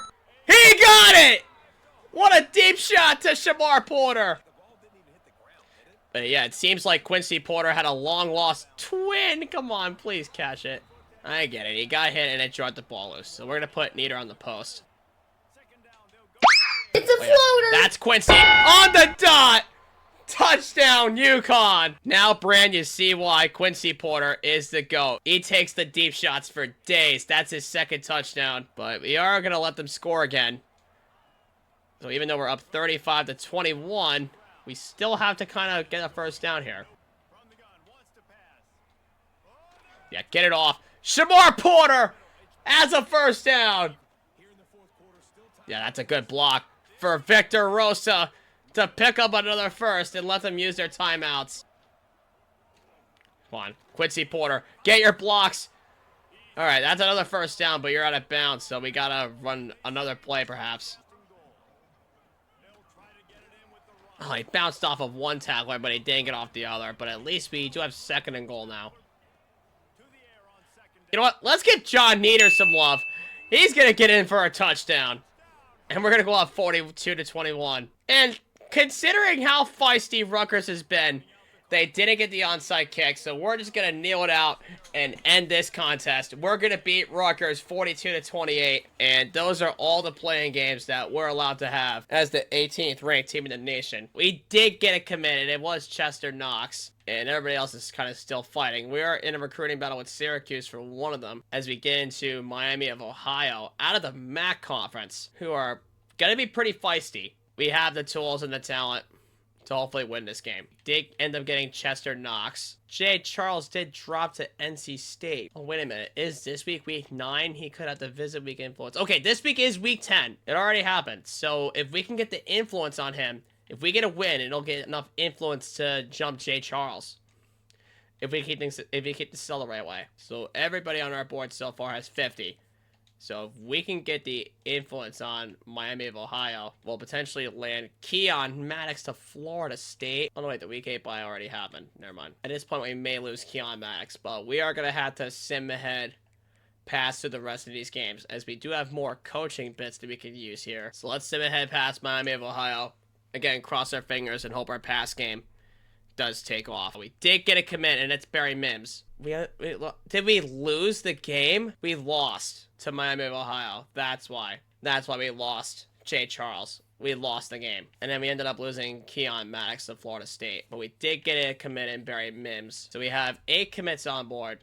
But JC Roshed. So we just got to keep on winning games before he commits at this point. And with 200 hours, we should look towards more guys that we could possibly get. So we could get this guy, Kona Swift, at running back. Okay, Stephen McCarry has only 1 offer at wide receiver. So that's going to be our next round with 200 hours left. Oh, another verbal commit off rip with Sam McClellan at strong safety. Okay, so we got our strong safety to commit right away. Can't believe that. That's the second time in this current season that we got something like that. That is quite something. All right, so everybody in the green zone has 50, and then all of our guys have scholarships offered. We don't even want to bother scouting them, but we did get a verbal commit off rip this week, and we just got to hope and pray that we could beat James Madison, the team that we just rebuilt in our last episode. Yes, we got back up. We got James Madison. We have 2 games left, 2 more wins to break it as we get into Old Dominion, which again is another team that loves to beat us in Sims for some reason, and we unfortunately lost that on JC Roshed to Syracuse. It's hard to say goodbye, but we do in fact have 95 hours back, so now we can convert that into friends and family for the guys down below. And we have no more visits left, and all of our games are on the road. And our only other loss was to an FCS team that was at home. Really, really sucks. So we need to get away with a victory here. There we go. We got the 12th rank as we're going to beat Old Dominion. Beautiful. And then our final game against Wyoming. Okay, Hendricks dropped to Boston College. Bratsky dropped to Notre Dame. But everybody else is fine. And Matthew Butler dropped, so we got to get more hours and attention to him. But Darrell Scales is ready, so we can get a sell on him at least. And it is week 13, so we got to see what Wyoming has to offer. We just need to get another win to get to 10 wins. We need to get another win here against Wyoming to best our win total from last season, and then go into potentially the playoff scene 10-2, as we're going to get Sergio Alfonso at corner. Okay, thank God. Okay, we're the 8th ranked team in the nation as we get into our final bit of recruiting before we know perhaps our destiny as the 8th ranked team. We could possibly get into the playoff, and we got 4 4-star recruits to top it off, including all of which being on defense. So we just need to lock in for the transfer portal. So Stephen McCarry dropped, but we do have 150 hours, so we could at least try and do a... Yep, we could do a hard sell. We know what his pitch is, as we need to get into our top 5s and everything else as we sim past the bye. And then we'll keep everything else to the transfer portal as we raise our star prestige and find out where we sit by the recruiting portal by the end of the season. We are the 8th ranked team in the nation, and obviously there is no conference championships, so... And look at that, our coordinators actually rose up, and we're the 8th ranked team in the nation, so we're more than likely going to get the 8th seed in the playoff. which I don't know who we're going to play, but that was incorrect. Okay, good thing we soft-sold. So we know it's going to be football influencer right there. Okay, and then we can get Dave Kozier. Okay, so everybody here has at least 40 or 50 hours. And everybody's just still in first or second. So let's see what we got here. Okay, it looks like we're going to have to host Clemson if things hold up the way they are. So we got to watch out for Clemson. And we're going to have to be perfect if we want to win it at home. Okay, we did get a commit, and it was Joey Costello. And another one with Stephen Hay, and that's a 4-star. So our defense is going to be shored up. But unfortunately, we lost Darrell Scales to Texas Tech. Oh, we jumped up to 6! Holy shit! We could possibly have another home playoff game, but against another team. Okay, we did get another one, and it was James President. But unfortunately, we can't check him on the recruiting portal when it's playoff time. Okay, Drew Mestamaker, well-deserved, won the Heisman Trophy. We already seen that screen before with Arkansas. All right, and we're going to host a playoff game against USC. So this is our opportunity to make BenchwarmerBran the proudest man on the face of the earth. We're going to get into our first playoff game, and we're going to host it against USC, which definitely is going to be a better team. We've done upsets like this before. Remember James Madison? Remember Bowling Green? This is our chance. We have a home playoff game. So there is going to be no excuses here as we get into our first round playoff game, and we're going to host it against the USC Trojans in our first playoff game of this entire rebuild, as we're going to get the ball first. All right, it's all right. We got Vereen in here on 3rd down, but I don't know. Okay, yep, wait, Vereen, he's wide open. That's our backup. He's going to get the first score of the game. A great out route there on a good read by Steve Angeli, and they're going to kick a field goal. Okay, yeah, just throw it back away from the defenders. I don't know if y'all saw that. It looked like Shamar Porter literally just took the ball, just threw it back away from the defenders, like, so they couldn't get it for a tip drill pick. Oh, okay, okay, Micah Ford! Okay, he may be out. He's out! Let's go! Micah Ford! Get on the board for us. We're going to be up 14-3, and they're going to punt it back. Okay, it looks like we're going to have to play Alabama in the Fiesta Bowl if we can beat USC. Well, we'll just secure on the streak, see. Oh, no, wait, they got it covered. Wait! That's a perfect deep ball. The defense got stuttered! Let's go, Lincoln Cure! That's a first down! Like, literally, the defense got tied up all over Lincoln Cure, but he was still able to get out in the open. Okay, yeah, the draw was a bad call. Okay, we can't forget about Quincy Porter. Oh, wait. Oh, he's out! Quincy Porter! He's gonna get out for a touchdown! Let's go, Quincy Porter! And right on the money. Perfect. We're gonna be up 24-6 going into the second half as we get the ball back, with them coming away with absolutely none of it. Wait. He got behind the defense. That's a great adjustment by Lincoln Cure. Okay, that's a pretty good cut. Yep, we got Quincy Porter on the out. Easy first. But, dude, our pass game has literally been transformed as soon as we got all these weapons. Okay, they set the blitz. Okay. Oh, we should have just do the touch pass for Shamar Porter. Yeah, if we have Quincy, we can't forget about his twin Shamar. I mean, honestly. But, Nope. oh my god. What a lurk by that linebacker. Can't let this be the start of their comeback. Okay, that's fine. They just kicked the field goal, but we can't let this be the start of their comeback. So, oh, okay. Look for the touch pass. You know what? They're really catching on to our passing offense. We should just run the football. We should just throw them off a bit. We should just run it. Feed the beast, Micah Ford. Oh, Quincy Porter. Oh, just don't go aggressive. We got the perfect throw, too. You know what? Yeah, timeout. We just had to waste a timeout because we chose to hurry it up. Oh, no. This is the start of their comeback, isn't it? This is the start of their comeback. They're going to get hot to start the fourth quarter. Yeah, they're going to get hot to start the fourth quarter. Okay, yeah, this is going to be their hot streak. Okay, and our wide receivers just keep on going automatic aggressive when they should be going for the run after catch. Like, I don't understand why. Okay, we can't let this be the start of their comeback where they're down by 8 points, but they missed the 2-point. All we need to, okay, why do we keep getting called? Okay, yeah. We need to run upfield, not draw upfield. Come on! They're starting to read everything perfectly now. All right, so we're going to have to try and check it down here. And why is Michael Ford hesitating? We got to... Oh, my God. We got to throw here now. On 3rd and 11, we got to throw it. Come on. That's a... Don't drop it, Shamar! Come on! Okay, this is a must convert on 4th and 11.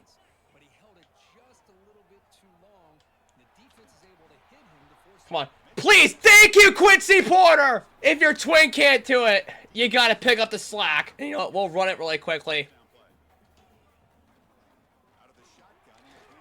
Let's go. Micah, reach forward, and that's the 2-minute timeout. If we have to get a 2-point win, we have to take a 2-point win. I'm just being honest. And we got the first down. That's their last timeout. So we can just kneel it and ice the game. That was a close call. So we're going to beat USC and move on to the second round to face Alabama, 24-22. That was actually just an upset by the UConn Huskies. And we definitely made Bran proud with that game. And there it is. Potentially the biggest game we'll have against Alabama. It's probably going to be a 99 team. Okay, 93, 91, and 96. So one of our defensive guys got hurt. Alabama is always going to be a tough game to play. I've come a long way. So even if we lose to Alabama, I wouldn't even care. We've come a long way in one season. So let's get into it. I mean, hopefully we pick up the win here, but if we don't, that's okay too. All right. Here in the Fiesta Bowl, we're going to take on Alabama in possibly our toughest game yet. So let's see what we got going for us. And we are going to get the ball first to start. Yeah, we can't skip out on Quincy Porter at any cost. Oh, 4th and inches. Wait, it's inches. We can technically go goal line on inches, as long as the center keeps up with this block. And we got it. Beautiful. High IQ play. If you're on inches and you don't need to hurry, run a screen pass. Or even just run a sneak play. As Michael Ford has all day to run for the first score of the game. I threw that screen pass kind of late, but we at least did get a punt back to us at the 10-yard line. Okay, they did tie it with the start of the second quarter coming up here. But among all of our weapons, we can't forget about our all reliable. That's Lincoln Cure for a first down. Okay, they're in pretty deep formation here, but I don't know. Okay, that's actually a beautiful setup for Steve Angeli to get at least 4. There we go. Michael Ford, do your thing. First down. Okay, they have that side cover with Lincoln Cure, possibly. So he's got to catch it. Okay, he did get forward progress. Okay. Thank the Lord. I was going to be scared shitless if we didn't get the forward progress. Okay, yeah. That's Quincy Porter. Right on the dime. Touchdown, UConn. Our first ever Quincy Porter deep shot against the Crimson Tide. And they are never known for giving up deep shots. Oh no. We got to play Georgia or Washington in the 3rd round if we can even get past Bama. Okay, yeah. We're just going to have to hit Quincy Porter. Okay, it was a bit of an early cut, but he broke down. But that 3rd round game is going to be a nightmare. As if I thought Bama was going to be a nightmare. As Michael Porter got out. He's going to be off to the races. Huh? Michael Ford. Oh, Mike. Okay. Why would you commit a penalty, Quincy Porter, for an illegal block in the back? Well, the touchdown's going to come back. But, like, I'm surprised the yardage didn't come back. Oh, what a pancake block. And Rosa's going to have a first down at least. I'm looking at they're going to play zone on Neater. So let's see. Nope. Okay. Yeah, they played zone. Okay. Do not let him bring it out with 1:07 left. So we're going to be up 14-7 to start the second half. And they are going to tie it with the majority of the 3rd quarter gone. So they are good at controlling the clock. That's a beautiful run after catch by John Neater. Okay, drop back so far, and they got in front of everybody. Okay, they only kicked the field goal, but we do have the full fourth quarter. And good thing we read the back of the crash down a little bit. Okay, that's Micah Ford. Get your blocker to the right side. Okay, you weren't fast enough to get dragged. Yep. Just get it off quick. Lincoln cures fast enough. Okay, that's a nice cut. And we're going to get the first. Oh! Alabama actually has Anthony Calandria, the former Virginia quarterback, and the current Nebraska quarterback. Wow. So no wonder why they are pretty explosive offensively. Anthony Calandria is their quarterback. We do have plenty of time and all 3 timeouts. So we can't kick the field goal and tie this game at 17 apiece. Let's see what our defense does. Okay. We did allow them to punt. But now we need to lock in crunch time. Pick up a couple first downs and potentially seal this game up. Okay, and don't drop any passes, and that includes you, Neater. All right, 3rd down and 7. You know what? Let's let the clock tick down to the 2-minute warning. We don't want them to get as much time. Yeah, just get the frickin' ball off. Come on. Get up, quits. No! Oh! Holy shit! Holy shit! Okay, we have an opportunity to force overtime. Okay, that's a nice cut by Ford. And you know what? We're just gonna let the clock tick down. Smart strategy. You know what? Let's just keep on running it. Let the clock tick down and force overtime. I would much rather take overtime and then risk forcing a turnover. I'm going to take overtime against Alabama. 2, 1, and there it is. Okay. We're going to force overtime against Alabama. And we're going to go defense first. Contrary to popular belief, but we're going to play defense first. Okay, never mind. We're going to play offense first. So we need to rely on a lot on our offense here. All right, Lincoln Cure over the top now. Okay, what happened? What happened? Why did we change the play? I mean, we're up to the 4-yard line, but like, still, why did we even change the play? And Shamar Porter's gotta get open. That's a touchdown. Okay, we just need to force it on D. Okay, they only hit the field goal. Okay, so we have this drive to get the touchdown and possibly the win. We just need the touchdown to win the game. Come on. Let's get it done. Okay. Not that play that time. Okay, that's a pretty good run to the outside by Micah Ford. No! And we're going to have to tie it with the field goal. I wanted to get the touchdown. No! They're going to ice us. That's going to be it. Okay. We're going to tie it with that. So now, this is where it gets serious. We need to capitalize. Whether it's the 2 points. Oh my God! We're going to upset Alabama on the 2-point conversion tries. Wow. I am quite shocked. We're going to move on to the 3rd round. Ultimately against the bigger test in Georgia or Washington. And then, yeah, it's going to be Georgia in the Sugar Bowl. Unbelievable. We are never going to get bailed out, are we? Okay, and yeah, this is a way worse matchup than Alabama. So, we just got to play perfect all throughout.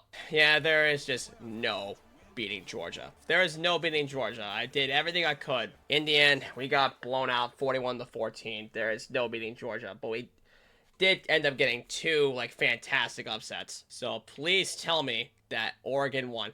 Yes! Thank the Lord. Oregon, I freaking love you, man, for winning the national championship against Georgia. Thank the freaking Lord, man. Oh my God. Okay, now let's go to the players leaving and figure this all out.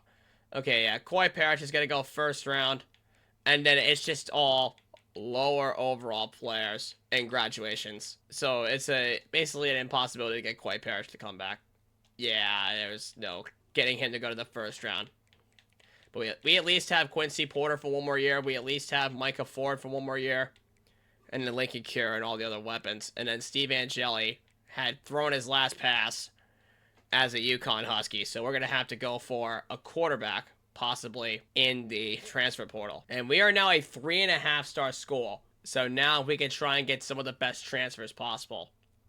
And there it is. Coy Parrish in the first round of the NFL draft after his portfolio with Minnesota. Okay, we have 19 recruits on hand, 13 committed, 5 of which being 4 stars. So now we got to look to the portal and figure this out here. We are going to have to get a quarterback somehow, some way. Okay, so we're going to have to look for some 4-star transfers if possible. Okay, so we need to beef up this O-line, basically. So we'll get Okunloa, we'll get Jagusa, and then we'll get Jamarius Brown at D-tackle. We have Michael Ford, so we don't need another running back. Okay, we can get Ben Hanks Jr.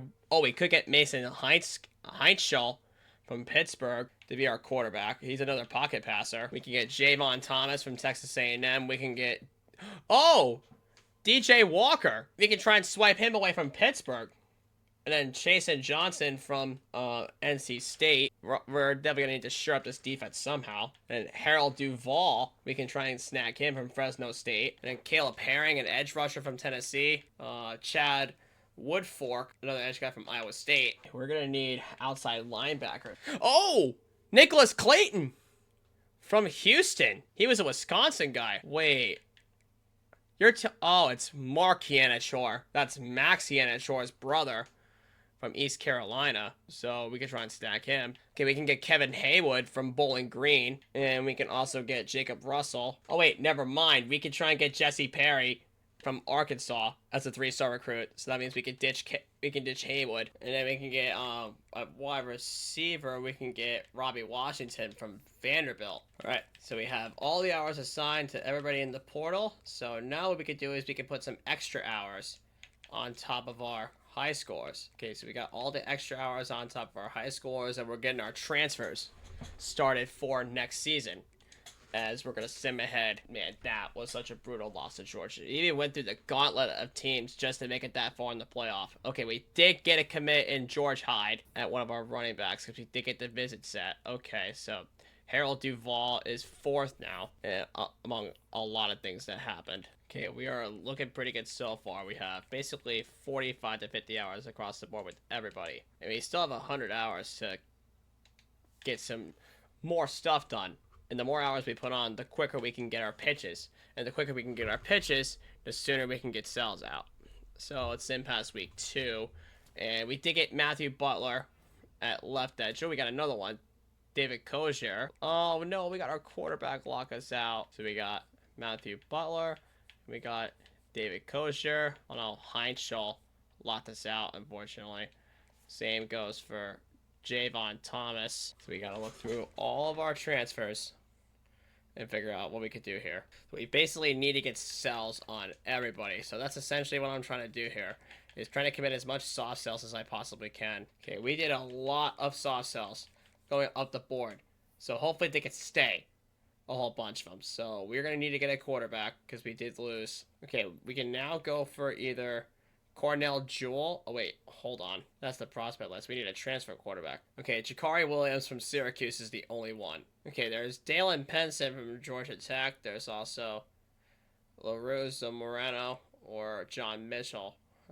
We should go after... let's hold on. Let's use more productive. Okay, let's get Dalen Penson from Georgia Tech. All right. So all 35 still on the board still. We just need to hope that we can fill anything here with first interested. We did get more high scores. We got Stephen McCarry. Beautiful. We got Nicholas Clayton. That was huge. That's a huge pickup. And we're going to lose Johnson. We're going to lose Perry. And we're going to lose DJ Walker to Ohio State. Bad loss. So we need to fill up our board with the rest of them. So Jesse Perry's gone. So we got Nick Clayton. Got Stephen McCarry at wide receiver. That's our 6th 4-star commit. And DJ Walker is gone. Chase and Johnson is gone. So let's check all of our cells and figure this out here. Okay, we got that one right with Washington.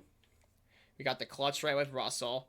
We got clocked in right with Anachor. We got that right with Woodfork. Got that right with Herring.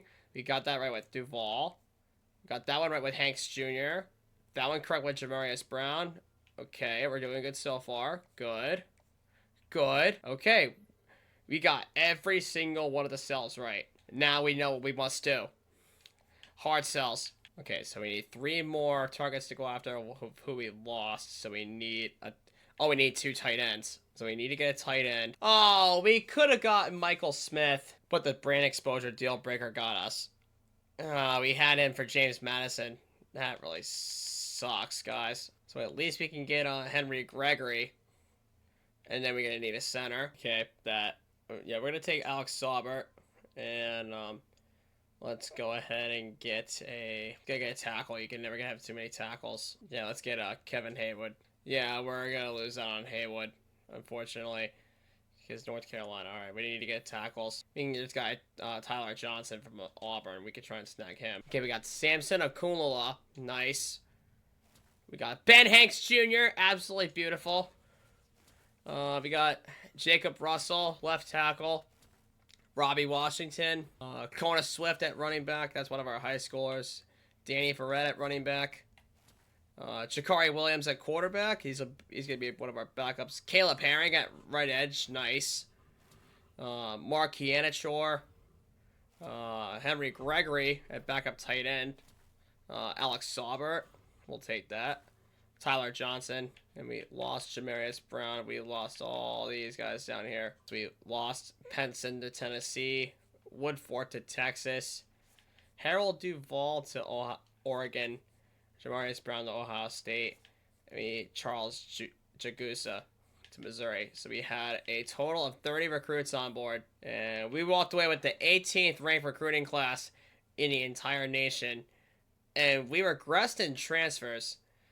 But we got 13th in total recruits as a 3.5-star school. So now we can officially start chasing after 5 stars going forward. As let's take a look at our roster here. So at quarterback, we're going to have AJ Suris be our guy at quarterback. It's about his time. And then we have Michael Ford and then Kona Swift with star development as a true freshman. And Michael Ford's going to stick around for his senior season. And then we have wide receivers. Quincy Porter, Shamar Porter, going into the senior season, John Nieder. We also have Robbie Washington, Stephen McCarry, Jackson Harper, and Kai Horner. Okay, tight ends, we have Lincoln Cure, Javante Vereen, Nader Churchy, and Henry Gregory. Okay, Akunlala became our highest overall player at left guard with elite development, and Quincy Porter at a 91, Micah Ford at an 89, Ben Hanks Jr. at an 88. So everybody at every aspect. Robbie Washington with star development became an 86 overall, jumping Shamari Porter. And then Javante Farina and Lincoln Cure are both together at an 85 overall. Okay, Suris is at a 76 overall. We better not have any excuses going forward because if Quincy Porter, Robbie Washington, and Shamar Porter, we are jumping up to an 84 overall as the 5th ranked team in the entire nation. That is some awesome stuff. Okay, so we don't have a set schedule for 2027, but what we can do is change some things up with this schedule in 2027. So FCS Northwest should be canceled. And we should have our week 0 game. Let's actually make that game open. So we have Syracuse, we have Army, we have the UMass rivalry. I do want to keep that on. It's a rivalry game. Okay, Pittsburgh should be a team that we can play. Delaware, definitely not, though. Let's see if we can get Buffalo and Rutgers on earlier. So let's see. We can open up with Buffalo. Then we can play Rutgers down the line. We can go at Buffalo. We can be home for Ole Miss, home for North Carolina. Yeah, we can get North Carolina out, and we can move North Carolina down. Yeah, North Carolina can be moved down. And then FIU, UMass, Pittsburgh, Syracuse, Army. Okay, so all 4 teams are on our schedule. And we are an 84 overall team to start the journey with. So we'll be at Buffalo, home for Ole Miss, home for Rutgers, home for North Carolina, at FIU, at UMass. Let's actually go at Cuse, home for Pittsburgh. Let's be at Liberty, home for Army, and then at Delaware. Yeah, we need another game. Oh, we could try and get a Duke. Yeah, we could try our hand at Duke. Yeah, we could definitely try our hand at Duke and see if we can raise our prestige a little bit. Yep, we can save the changes and set up our initial recruiting board. Okay, so let's see if any of them are busts. Oh, really, Yosefa? You had to ruin it. Come on, man. Hey, 4-star gem. Maurice Lamar at right tackle. And there you go, another gem at left tackle. Carl Cummings. There you go. So we have a gem at each side of tackle. And another gem at right guard. David Odenigbo. Oh, Tavares Cross at will linebacker is a bust. All right, so we have 17 left and we still have 290 hours to fill out. So let's go back to the prospect list and figure out, like, skill positions. Hey, 3-star gem at quarterback, Cole Thorne. So there you go. So the more gems we get, the more dense this roster will end up becoming. Hey, Daryl Muwamba, a gem at wide receiver as a 4-star. Okay, we only have enough to scout one more guy because it's all defense from here. And Ronnie Smith, okay, that's it. So we have everybody offered up to this point based on who we need. And we have our schedule set. Let's get into week 0. All right, we got 700 hours left on the board. We're going to send a house on all of our 5-stars. And then for our 4-stars, we will do friends and family all the way down. Oh, Terrence Diaby's brother, Tobias Diaby, has come to us. Very interesting, but I'm surprised he didn't get to play running back. He played linebacker. All right, let's keep things the way they are now. And then after the sim, we will decide what our playing games are going to be. Okay, 2 of our 5-stars are now first place interested. One of them is second interested. And then we scroll all the way down here. And nothing on anybody else. And we're going to get into Buffalo. So let's check our team schedule and figure things out here. So we have 2 ranked games on our schedule, one of which won a game at North Carolina. I think it should depend because we have the side quest, which involves us having to go get a winning record against Buffalo, Rutgers, Syracuse, or Army. So we got to figure it all out from here. I think we sim ahead to North Carolina. We trust to sim with Buffalo. We trust to sim with Rutgers. I think we sim ahead to North Carolina, and then we sim ahead to Duke. But I think it really depends on the overalls. Buffalo, who's 1-0 already. Probably an FCS team. Yeah, Charlie Eifler is comfortable. So now we can try and find some guys who are comfortable at their spot. Okay, Brian Hayden is comfortable. Byron Hankerson's comfortable. Yeah, Al Akers is very much comfortable. Yeah, Trevonte Boone is comfortable. All right, now we're comfortable. Now we're looking right now as we get into Buffalo, which, keep our fingers crossed going forward. We're the 5th ranked team in the nation. We can't let up the gas pedal at all. Okay, Linton was a 4-star, and he locked us out. And, yep, we can't let off the gas pedal. We're going to beat Buffalo. Now, Ole Miss. Now, this is going to be the decision that we need to make. Okay, I have a gut feeling that we're going to have to play this one. Yeah, we're going to have to play this one against Ole Miss. So we'll look at the recruiting board for a second before we jump into it. Now, Wayne Brutus is our first 5-star. Now, we'll center it around. Let's put it on the Duke game to start with. And then Carl Cummings is ready to go. We can get him on for let's do it for the North Carolina game. Get him on as quick as possible. And then Broderick Linton. Lock this out, unfortunately. Boyette is definitely not. Okay, yeah, we can... Oh, okay, his visit's, like, way too expensive. Okay, Donnie Perkins is semi-comfortable. So let's book it for North Carolina. Get him on as quick as we possibly can here. So that's our recruiting board in a nutshell. So we're going to get into the Ole Miss game. Let's get it. Boy, we're in for a ride against Ole Miss. And there's Micah Ford leading the charge. So let's get into this game against Ole Miss. Let's see what we got. All right, and we're going to make them punt on their first drive. Oh, yeah. That's Robbie Washington all the way downfield. I had to read either one of those 2 deep shots, and good thing I picked the right one. Okay, and, yep, let's check it down. So Javonte Vereen, our tight end for the touchdown. And UConn is on the board. We're going to be up 7-0. Oh, turnover. That's huge. And we're going to be at the 15-yard line where we're going to start our next drive.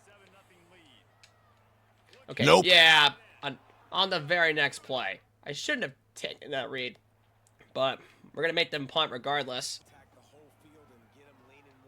Okay, yeah. Good cut there by Michael Ford. He got a block from Quincy Porter, and he's in for the touchdown. Perfect timing for our second score of the game as we're going into the second quarter up 14-0. Third down, we're going to run the under here with both Porter twins, but we'll see which one can hit. And it's going to be Quincy.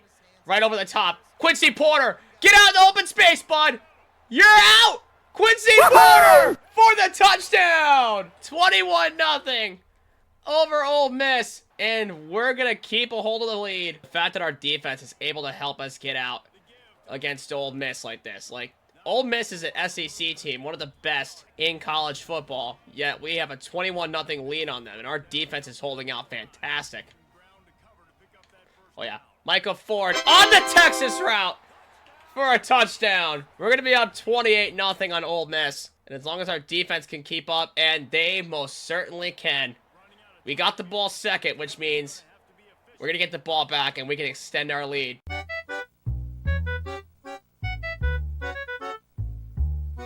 You know what? Because he didn't get my reaction to the deep ball, we're just going to have to take a look at this in real time. So, yeah. Cyrus tosses up the deep ball to Shamar Porter, and he's got it up to the 1-yard line. We'll make up for it. I mean, we got a fake reaction out of it. It's all right. We're going to get Michael Ford another score to go up 35-0 on Ole Miss. Absolute demolition. We're going to turn it over again. Wait. Javonte Vereen on the screen pass. This is absolute demolition of one of the best teams in the country. Hold on. Let's do a settings check for a second. This should be on All-American. Like I established in my very first episode. You saw right there. It was on All-American. So, you know I'm not cheating my rule set and putting it on rookie mode. And it's not even the fourth quarter, guys. Like, I don't know if you guys understand. This is not even the fourth quarter. Okay, Shamar Porter! He got inside the pylon. 49-0 on Ole Miss, and this is just pure demolition. Oh, yeah. That's Quincy. On the dot. Nice cut! There's the 50 burger, ladies and gentlemen. 56-0 against Ole Miss, and that is going to be demolition of the Rebels as we're going to pick up our dominating second win of the season against a really tough FBS program and an SEC team. Hold on. Let me double check. What was the score of our first game? And yeah, Diomande was defensive player of the week, even though he did only get 1 assist. But Micah Ford, offensive player of the week, 16 carries for 71 yards. I honestly should have gave it to AJ Sherris, but it really doesn't matter at this point. The 35-14 against Buffalo, 56-0 on Ole Miss. That was absolute demolition of the Rebels. As we're going to get into North Carolina and Duke, and then we'll play out the rest of and then we'll sim ahead through the rest of the season, because North Carolina being 17th ranked, that's going to be a really strong game to play. So we'll sim ahead past Rutgers. You got to remember, too, for our side quest, we have to keep a hold of a winning record against all the tri-state teams. Okay, this would be a good opportunity for me to get a visit with Anthony Romero for the bye week. See if he can get some stat compliments here. Wait, no. Clocked in off is a better grade. The aspirational was correct on Carl Cumming, and it was correct on Wayne Brutus. Perfect. All right. Jason Pryor cell was correct. Okay, Pat Mama. Get him on for the Duke game. Give him a compliment with our wide receiver. Championship contender and playing time. I wonder what that cell could be. Okay, it could be primetime player from what it looks like. So we're definitely going to get some lockouts soon as this week, but at least our 8 favorites are still at the top of our board. Okay, we actually didn't get any lockouts. And yeah, you never know when a loss is going to come. As how did we lose to Rutgers when we destroyed Ole Miss 56-0? It was 35-26. Hold on, let me check the box score. What even happened here? We had 407 yards of total offense. We were 2 for 2 on 4th down. Oh, we had 2 turnovers, and they forced a fumble. We each got a pick. We may have fumbled late in the game or something, but we did win in time of possession, but nah, it wasn't enough to help them out at all. And they were up 21-17 going into the 4th quarter, where they scored 2 late touchdowns. But I wonder what happened here. Okay, Shamar Porter went 115. Quincy Porter with 8 catches, 102 yards. And then Shamar Porter had a touchdown. Then Micah Ford. Okay, it was Danny Verrett who came in for Micah Ford and fumbled. So it was our backup as a freshman that came in and fumbled the game away. That is absolute garbage. Even though Micah Ford had a touchdown and Kona Swift, the true freshman, came in and got himself a touchdown, but because, yeah, Danny Verrett, I am not happy with you. I am very displeased with you. He was the one that threw us the game, pretty much. As North Carolina at 3-0 has to be our next game to play. So we went undefeated last year. So that was our first loss to the Tri-State team. So we are now currently 5-1 against our Tri-State opponents, we are still keeping up with our side quest. We can't lose the next 2 to Syracuse and Army. I mean, because by then we would go 5-3, which is still a winning record, but we really can't afford to lose if we want any shot at making it back into the playoff picture. So we'll play with North Carolina, and I wonder how Duke is. Okay, Duke is still sitting pretty at 24th ranked. Maybe we'll sim past everybody else here. And Pitt is currently 1-2. Syracuse is 1-1. Army is 1-1. Delaware 1-2. Okay. But we did play Ole Miss, and I thought they were a way better team than us.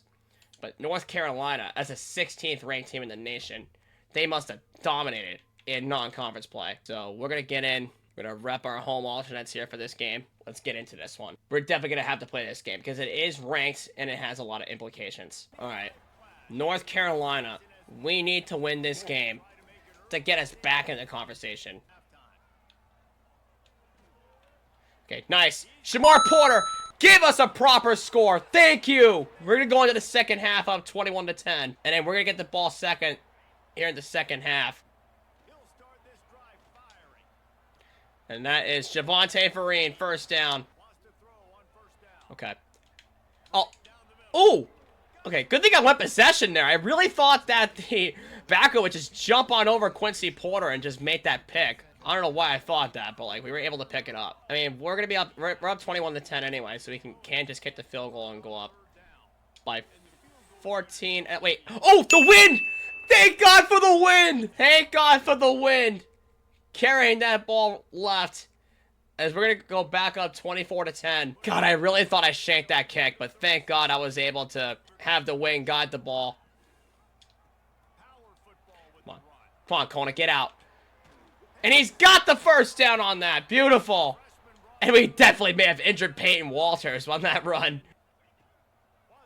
Oh, yeah. He's got it wide open. Run up the catch. He's got it. Quincy Porter. See? Bran? I told you he's the GOAT. 31-10 on North Carolina. I told you Quincy was the GOAT. Okay, they did get the score, but we got the onside kick. So there's nothing they could do but let us run the football.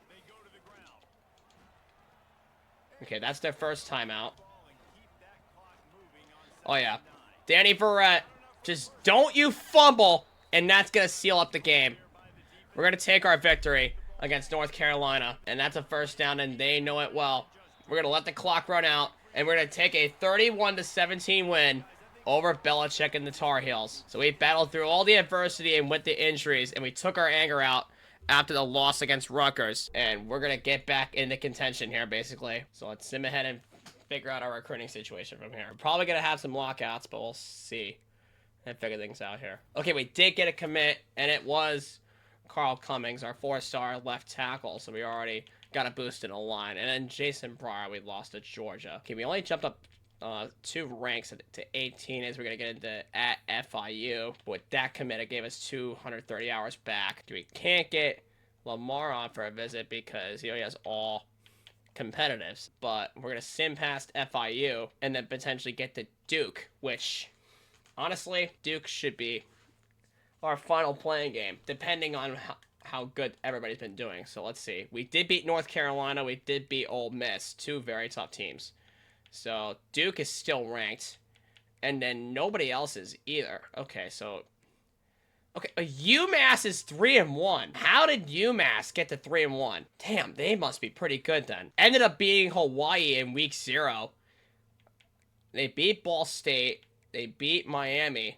Oh, no, they lost to Miami of Ohio. They beat Kent State. Okay, so they lost to 2 very average teams, but they had conference play super, super early. So we need to... Wait, okay, we can't even look up the teams overall. Okay, so we're going to have to look out for this team. All right, so we're going to sim past FIU, and we'll check the overall matchup on Duke, see if we can trust it as a home field advantage, and then we'll look to a game later on, perhaps. Okay, thank God we did beat FIU, but there was a lot happening on the recruiting board. We lost Wayne Brutus to Oregon, and we got locked out by Larry Funchess. So let's... Okay, they did go up in rank. I think this is going to have to be a playing game against Duke. This is definitely going to have to be a playing game. Because Sunday Player was incorrect. That sucks badly. So it is going to be aspirational goals because it offers the best grade possible. Let's... You know what? I'm confident. Let's take a hard sell on it. I'm confident. We'll do DM, and then we'll do a hard sell. It's going to be aspirational goals. And Cole Thorne is ready. Let's pair him up. He's in first place. Let's pair him up with Isaiah Shakir. Let's just do a soft sell right now on Conference Legend. See if we can give more hours to other guys here. Okay. Reggie Carlisle's ready. But he can't do any visits because we have the all-defensive meeting in the bye week. We got Kyle Beeman, a 5-star, for the Duke game coming up here, and then which we're going to play. And that'll be our 3 games that we have to jump into for the season. So we got to trust the sim on each and every last one of these games going forward. Because every other team after this is unranked. So if we can win a ranked game at home against Duke, we will be fine going forward. We did it for Ole Miss, which was unranked, but that's besides the point. And we did it for North Carolina. So if we could do it for Duke, it'll be pretty sick to think about, as there is absolutely no excuses going into this game. We have a 5-star in the house, and we need to pull off a win. So let's get into it.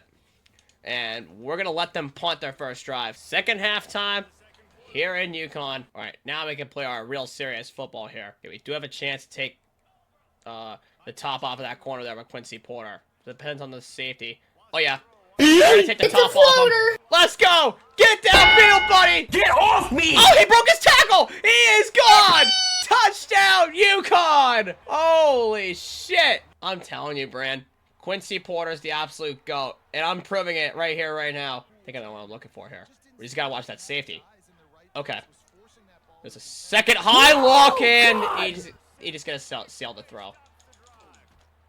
God damn it, AJ Suris! Okay, we are at least gonna stop him on 4 plays and get him a 3 and out. Come on, we can never run a screen pass anymore unless we have Micah Ford. But he's hurt. Well, I mean, our defense is just bailing us out right now. We're up 24. Okay, that was a great pancake block. Stay behind him!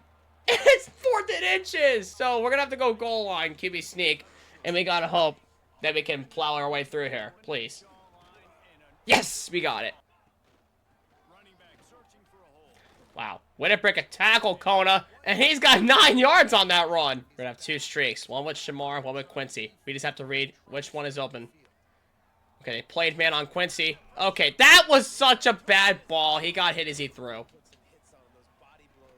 Okay, that's a beautiful screen pass executed to Shamar Porter.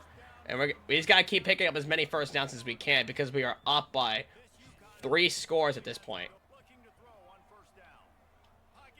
And it's a flag for freaking holding. Get rid of it and take our flag. Our linemen need to stop committing as many penalties as they are. Like, this is just getting ridiculous now. It's been several episodes of our rebuild series, and every time that we have a great play in mind, our linemen ruin it for holding. Okay, never mind. We can't hit Quincy, but we can hit Shamar, his twin brother. And no, Quincy Porter's hurt! What did you do to my twin, says Shamar Porter. And we're going to hit John Eater in the meantime, but what's his ailment? Of course it's bruised ribs for Quincy Porter. Nope. And the freaking backer steps out in front of the Texas route. And we got toasted on one play. I literally saw that. Going into the fourth quarter on their drive. But, okay, good news is Quincy Porter's back in the game. At least he's healthy again. But Coda Swift has an opening for a first down. But yeah, there's no point in going for it now. So we're going to have to punt it. Okay, no. Do not let them bring it out. All right, we have 3:13 left. We just got to get one stop. And we got that stop. Huge. But not a lot of time came off the clock there. So we're going to have to find some way to get into the end zone. And there's Danny Verrett. Come on. That's a first down for him. All right, that's their first timeout. So we'll read what. Wait. Oh, no. Quincy came out of the game. Why did Quincy come out of the game? Okay, that's just Micah Ford. But I guess he came off for some rest. Okay. Okay. Why did I do that? Oh, okay. I really actually thought he had that. Quite shocked that Javonte Vereen almost had that. Okay, they're covering this play so well on man coverage. To be honest, I definitely should have checked out of that. All right. I mean, we are in field goal range, so we could go for it in the meantime, but we'll see what opens up here on third down. Okay. We'll go with the check down here, and it's going to be 4th and 5. So we'll kick our field goal. We'll go up by 19. Beautiful. We'll go up by 19. See what Duke does. And they don't do anything. They only have one timeout. And it's going to be ball game. We're going to beat Duke 27-8 and make our 5-star happy. That win was absolutely big for us. As UConn's going to go to 5-1 on the season. And there is our 5-star right tackle in Kyle Beam. Welcome to UConn. And we got our quarterback, Pat Mama, off that visit. And we're going to lose our 5-star Anthony Romero to Tulane, unfortunately. Okay, we're back in the top 12 at least. And we're in a recruiting battle with Belichick for David Odenigbo. But we lost Romero to Tulane, and Texas Tech jumped up on us too, even. But at least we did get a 5-star in Kyle Beam, our right tackle, so our O-line will definitely be shored up if we have to play another season. And then we're going to get into 4-2 UMass, whose overall is not great, but I don't know how they got the upsets that they did. We have to trust the sim with each and every one of these games here. And then Kyle Beam being our 5-star commit is huge. Okay, so Cole Thorne, we knew that was. And you know what, let's put some friends and family on to those who need it. Oh yeah, I forgot about Pat Mama, our 4-star quarterback commit. So we're going to put him up to the top of the board here. Okay, so we're just going to leave the arrows at the bottom the way they are. And then we have friends and family on everyone who is first place and still hung in there. And we got 3 commits so far, including a 5-star after that Duke game. So we just got to hope and pray that we win these next few games here. We got to hope to go undefeated, possibly, because we did go 12-3 last season, and we got to keep a winning record. And we did get Al Akers at running back. We also got Devontae Square. Huge.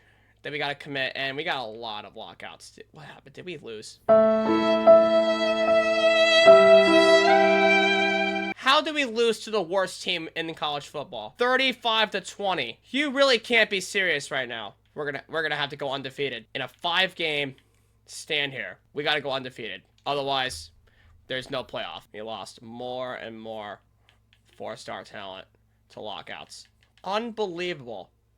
Because how do we lose to the worst team in college football in the University of Massachusetts? Like, just how? Like, this is just not right, guys. All right, so again, we're going to keep the hours the way they are and then send past the bye week because you have absolutely no idea how frustrated I am. We just lost to the worst team in college football. And we lost Odenigbo because of it and Maurice Lamar. This is unbelievable, guys. And we gotta hope to beat everybody in a 5-game stretch. And the worst part is that both of our losses, well, Rutgers was at home, but UMass was on the road. And then Buffalo is ranked now. Ole Miss is ranked now. Duke jumped up since we last played them. So we gotta hope to beat Syracuse and Army, keep with our side quest, and we gotta hope to win every single game going forward. So we lost Lamar. We lost Adenigbo. We lost Shivers to Ohio State. Because we have 65 hours left and all of our recruiting is basically filled up. And we got basically all 4 stars on the table right now. Except for only like 2 3-stars. And 5 commits, even though I can't believe we lost to UMass, guys. But we're going to have to hope and pray that we beat everybody going down the line and keep our rank up. Okay, thank God that we beat Pittsburgh. And we got to compete with all these 4-stars here. Especially the ones up top here. We got to compete with these guys. We're in a recruiting battle right now with both of these. 6-2 Syracuse in the Dome. Wait, did more people get hurt? Okay, Bridges Brooks is a torn tricep. Michael Ford will be back next week, thank God. And then Ben Hanks is out with a broken collarbone. So we are not getting bailed out at all with these injuries. So we could potentially lose to Syracuse because of the injuries. Yeah, we basically have anywhere between 40 and 50 on everybody except for Tremaine Fralick, who just got in his top 5 for some reason. So we're going to have to sell here. If we get commits by next week, we'll definitely chip in and get some more recruits to fill out of the board here, especially to try and get that Army game filled up, as we gotta hope and pray, even with the injuries to the defense, we get a win over Syracuse. Okay, we did get Cole Thorne. We also got Reggie Carlisle. Nice. Okay, we also got Taylor Boyette. Yes! You go figure! We impressed 3 recruits because we just beat Syracuse and got our rank jumped up again, as we're gonna play Liberty coming up next. We lost Tobias Diaby. Then we got Taylor Boyette at running back. But Tremaine Fralick. Okay, yeah. He just needs a hard sell. Okay, good. We can convert Charlie Eifler. Perkins, okay, he just hit his top 5. So we can give him a compliment at wide receiver, and we know exactly what his case is. And we got rocked out by Ronnie Smith, I forgot. Alright, so we have 190 hours. So you know what we could do now? Then we have 8 recruits on board. We can look for more holes to fill. So now from here, we just gotta hope the scholarships rise up, as we gotta hope to play and beat Liberty. Should be an easy win at home. But then again, we had UMass upset us. And we do get Michael Ford back this week, so we gotta hope that he runs at the table. We did get Quentin Worley. Okay, whoo, okay. Every sim is having me so scared right now. So we just beat Liberty to go up to 17th. And now we got Army. We beat Cuse, we beat Buffalo. So if we could beat Army, it'll be the last game we need, potentially, to go 7-1 for a side quest and keep a winning record. We got locked out by some of our later guys, but at least we got more hours here. So what we can do is friends and family on the 3-stars, and then the 4-stars can do the 40.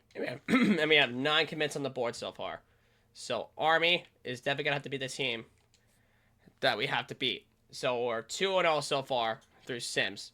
So again, keep our fingers crossed here. Another commit is Charlie Eifler. Perfect. Okay, we may have won. We got Trevante Boone. We may have won here. Come on. Yes! We're back in the top 12. We just beat Army, and then we got locked up by Cantrell, unfortunately. We definitely did not guess his pitch right. Going into a potentially final game of the season against Delaware. So let's see how... Okay, Army was actually pretty close, 34-31. Liberty was a 7-point game. Syracuse was a 1-point game.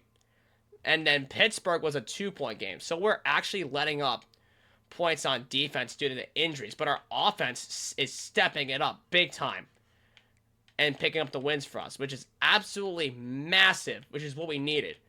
And then we got to play Delaware to cap off the season. So there's a chance that we go 5-0 down the stretch and then keep our ranking back up again. But there is a possibility that we may not get to host a playoff game. But Clemson and Oregon jumped up. My God. Second to Alabama. So is Errol Villain. You have got to be kidding me. And, okay, Emmanuel Finley is down to Florida State. So we're going to lose a couple more 4-stars because of these stupid-ass pipelines that are getting to us. So Delaware is going to have to be another sim. But, again, keep our fingers crossed. They're a Conference USA team. Keep our fingers crossed. Okay, more commits coming on. Brian Hayton at Mike linebacker. And, yeah, Hankerson to Georgia. Okay, we're in the top 7. which is fine. We're in the top 7. So the top 7, actually the top 8 teams get to host a playoff game. Wow! Micah Alejado won the Heisman Trophy from the Rainbow Warriors of Hawaii. Very interesting. And we're going to host Tennessee as the 8-9 matchup. So if we win this game here, we're going to have to play the number 1 seed, which that will be the Clemson Tigers. And then we got mentions like North Texas, TCU in it with us. Okay, so we're definitely going to have to play and beat Tennessee as our second playoff run as a dynasty. Okay, and we get to host this game, luckily. All right, first round of the playoff. It's going to be tough. And as if it could be any tougher, we got a damn snow game. Okay, Micah Ford, you're going to have to be a workhorse. There it is. Run through him, Micah. Get off him. All right, we got a good chunk of it. Okay, yeah, that corner came to help him. Okay, good thing we took it off right side with Micah Ford, and that's one of their guys. Okay, never mind. And Lincoln Cure, backup tight end, got hurt. And it's a torn labrum. So we're down a tight end. And they just blocked our field goal. God damn it, Tennessee. And they're going to capitalize. Oh my God. We're going to be down 17-7, and we're expected to get the ball back to them. Okay, way to pick up a block for Kona Swift. And we're off to the races. Oh, why did you run towards 13 when he's not going to hold him? There you go. Follow your blocks, Kona. First down. Right, they set the corner blitz. Now we can finally give it off on that bubble screen to Quincy Porter. All right, we stayed patient there. Good work there by Kona Swift. Now, call me out all you want in the comments for calling the exact same 2 plays, but it's what's been working so far. And if anything in college football is don't fix when it broke. But you can't help it, especially if it's a snow game against Tennessee. Like, one of the toughest teams in the league, as Kona Swift breaks off a couple tacklers to get in. Okay, they did kick it to make it a 6-point game. Oh, get a field. Okay, it's one of their guys. And it is an injury timeout. So we'll check back. We will, let's see, zone weak. All right, we're going to have to check the pass protection a little bit. Okay, and there was nobody covering the backside. And they punted it right back. Okay, and it's going to be, okay, at the 20. Okay, none of what we're doing is working, so we're going to have to check to something different. Get over here! I am so done. I can't freaking pass the ball. See, this is why I stuck to what's worked. Like, but they started to catch on, and that happens. Great, another goddamn holding penalty. We can't even pass the ball because nobody's gonna catch it. And our pass protection's not there. Okay, thank God we got Javonte Vereen. We finally can execute a deep pass. And you know what? We're going to have to hurry it up here. Because there's 3:01 left on the clock. Yeah, and we get sacked right away. This is why we can't throw it. Okay, finally, we get a toast ball. Quincy Porter, just don't get beat. Okay, we're back in this game. We can't let them score here. Okay, they did punt. We're backed up at the 8. 2:01 left. Okay, thank God for Gregory catching that hospital ball. Okay, so we're out of the 8-yard line. We have 1 timeout left. All right. Hurry up offense is how it's going to be from here. All right, Kona did pick up the first down. So we got to keep it going with 1:39 left. All right, you know what? Let's audible out of this. Fun. Keep moving, AJ. Just don't fumble. All right, 12:31. Let's go. All right, first down. Okay, that's an injury timeout, but it's our lineman. All right, 3rd and inches. Yeah, we're gonna run it on 3rd and inches, and then we should call our last timeout here. Okay, beautiful run. All right, you know what? Hurry it up. Keep the ball going. We'll get a little bit closer, and then we'll call timeout because we're at the 26. Because there's no way we can run it past that deep. All right, 2nd down and 7. Keep the turbo offense going. All right, now we call our final timeout. We're at the 20-yard line, and we got to go a little bit more vertical. Okay, come on, get in! Let's go! Javante Vereen! Okay, we need to hope that we make the extra point, and we stop him with 13 seconds. Do not pull a Kansas City Chiefs on me. We did it, maybe. Come on, please. We did it! We're gonna beat Tennessee and move on. What an absolute sweat fest. And we're gonna move on to the 2nd round and finally get out of the damn snow. And we're gonna move on to the Peach Bowl to play the #1 seed Clemson, who are 12-1. Okay, so overall wise, it's definitely gonna be tougher than Tennessee, but at least it's in a much better field condition so that way we can actually make some catches. Honestly, if we pick up the win here against Clemson, I'll be damn proud of them. But we did have to play Alabama, and we did have to play Georgia in an absolute gauntlet last season. So Tennessee was bad enough in the snow, but Clemson will be tough. And we'll be here in the Peach Bowl to do just that. Much better field conditions, so let's get into it. Nope. No! Why did I throw that screen? It's gonna be a pick 6. Why did I throw that? I should have gave it! Great, now we're gonna have to score a touchdown to get back within 4 points.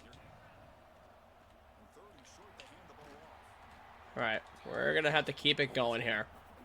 We got the 1st down. We're backed up at our own 35-yard line with 34 seconds left. This is not looking good, guys. We have all 3 timeouts, but I'm not confident in this team enough as we're gonna get Micah Ford. Oh my god, he's out! He will go all the way! Let's go! We're right back in this game. And we get to save all 3 of our timeouts. So, and we're going to be within 4 once again, starting the 3rd quarter. Let's go. Robbie Washington. Perfect read. 1st down. All right, we got individual blocking assignments up front. That's a nice pancake block by our guard. Micah Ford and one of their guys got hurt. All right, 4 down lineman. Okay, I'll stick with the draw. Perfect. Way to stick with the draw on 4 down lineman. Great block. Get outside, Quincy. Okay, we at least got the 1st down. And Danny Ferret just got lit up by Big 70 himself. All right, we're going to kick the field goal. Go behind by 1, but we're going to see what they do. Okay, we got the ball back. And good news is Ford's back in the game. The bad news is that we have to take off and run with AJ Surratt, and we're going to need to hope that he doesn't fumble, and thank God he didn't. All right, and we're going to let the clock tick down to the 4th. We're going to be down by 1 on Clemson. We need to go far in the playoff if we want Bran to be proud of this game. We haven't forgotten. BenchwarmerBran is watching this rebuild. Oh, God, Surratt, why'd you say all that?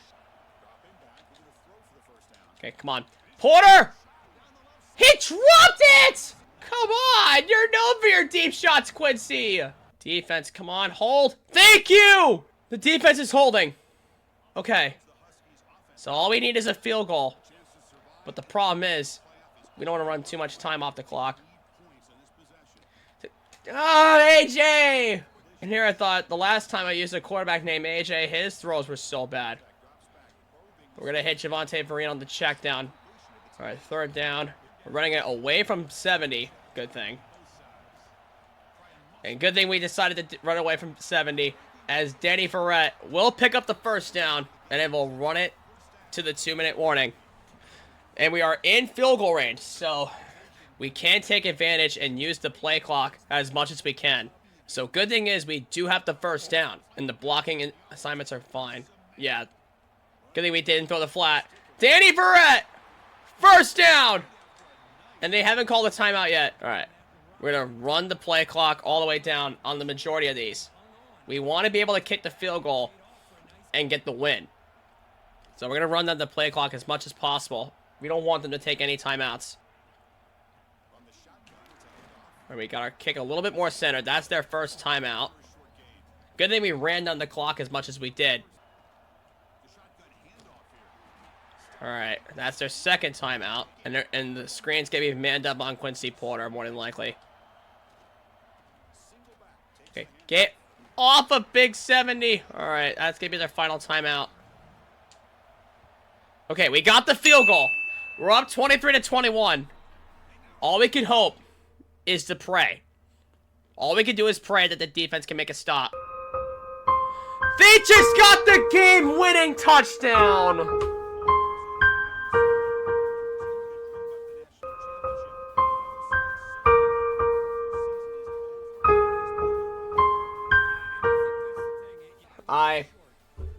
I am heartbroken. I am heartbroken. And we're going to have to take our loss and run. So we're going to have to take our second round loss and run going into 2028. And we would have run into Georgia in the national championship anyway. So honestly, it was a good thing that we lost. But we did get the upset win over Tennessee, where odds were stacked against us. So we're going to have to hope that we can rebound and work off of Quincy Porter in the receiving game as Shamar Porter is set to take off. Okay, projected round 3. Please stay, Quincy. No! We're going to lose all of our transfers. We're going to lose all the best guys that we got during the transfer portal. Okay, Charles Bickley chose to stay, but we're going to lose both Porter twins.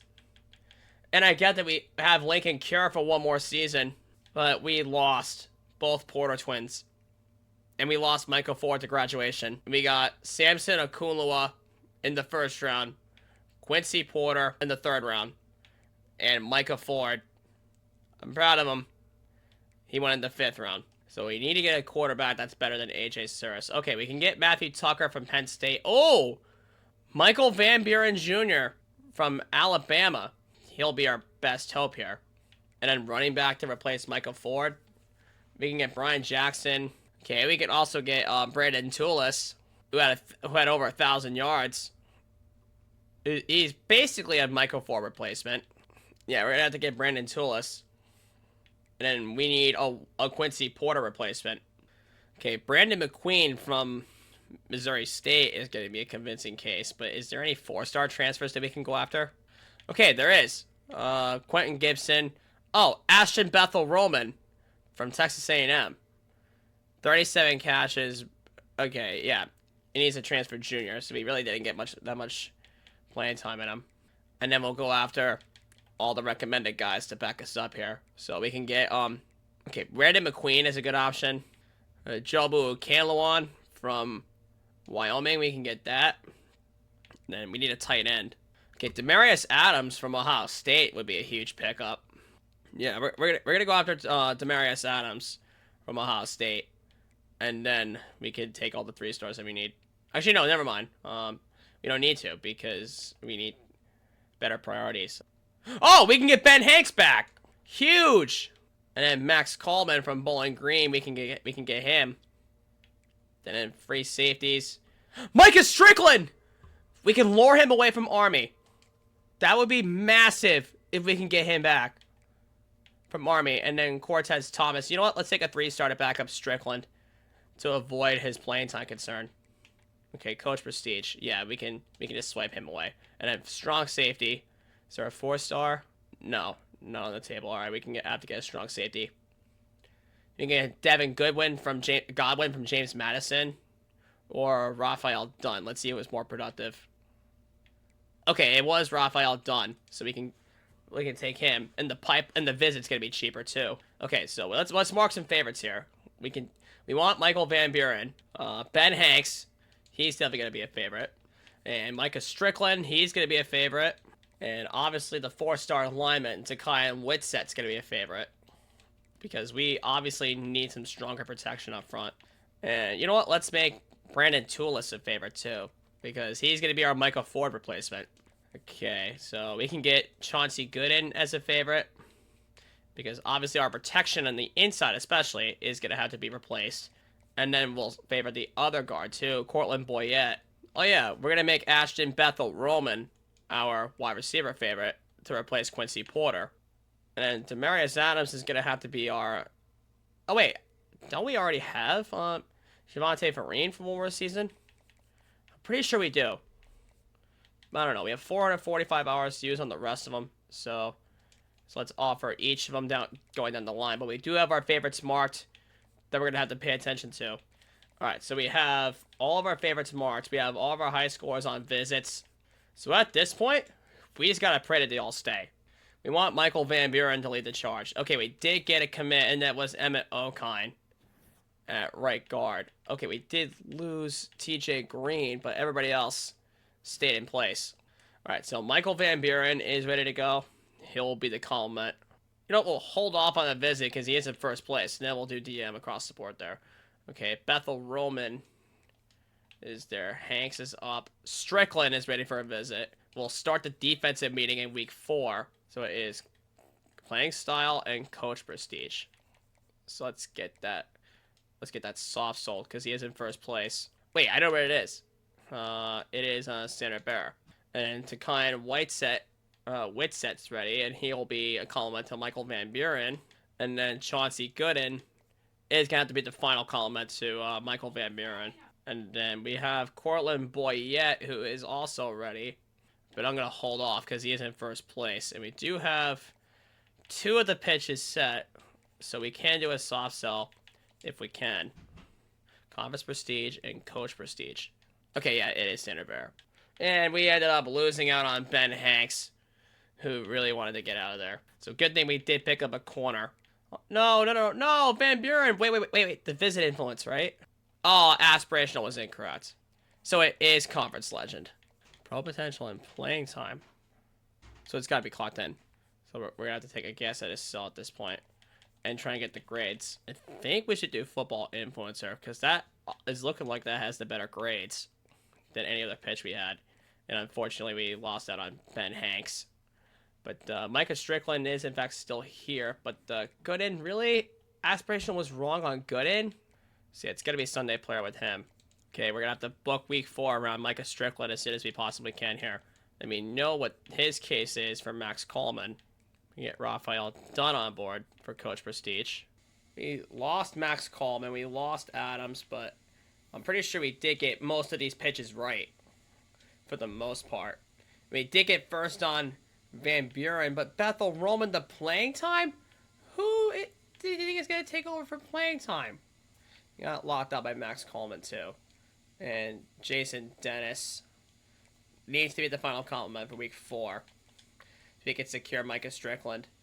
And then later on, we will go down the line and figure out if we got any of the cells right. We did get that right with Ramondo Johnson.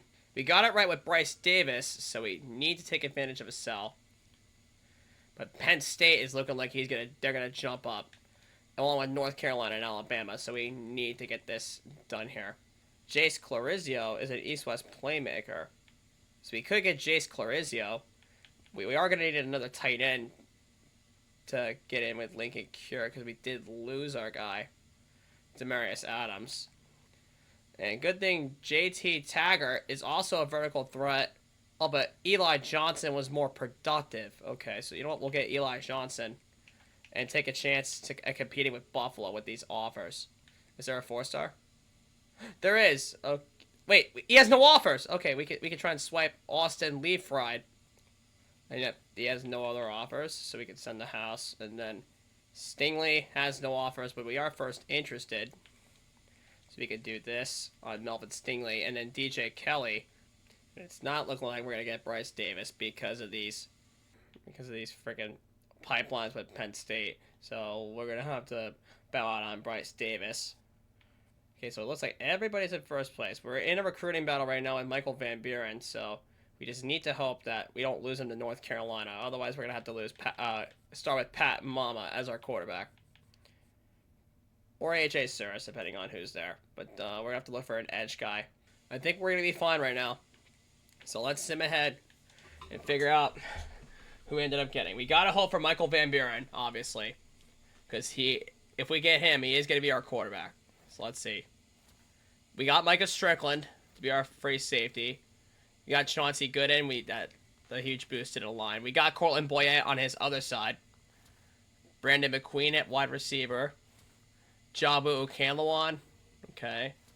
Cliff Sanders to back up Strickland. Raphael Dunn as our strong safety. Emmett McPherson at Sam. Ramondo Johnson at right edge. Cam Reshad at wide receiver. He's going to be our 4-star Quincy Porter replacement. We got Jace Clarizio to be our Micah Ford replacement. And we got Jason Dennis at corner. We got Whitsett to be our right tackle. Josh Petty to be our left tackle. Terry Bargava. We got Jordan. I think we lost Michael Van Buren, guys.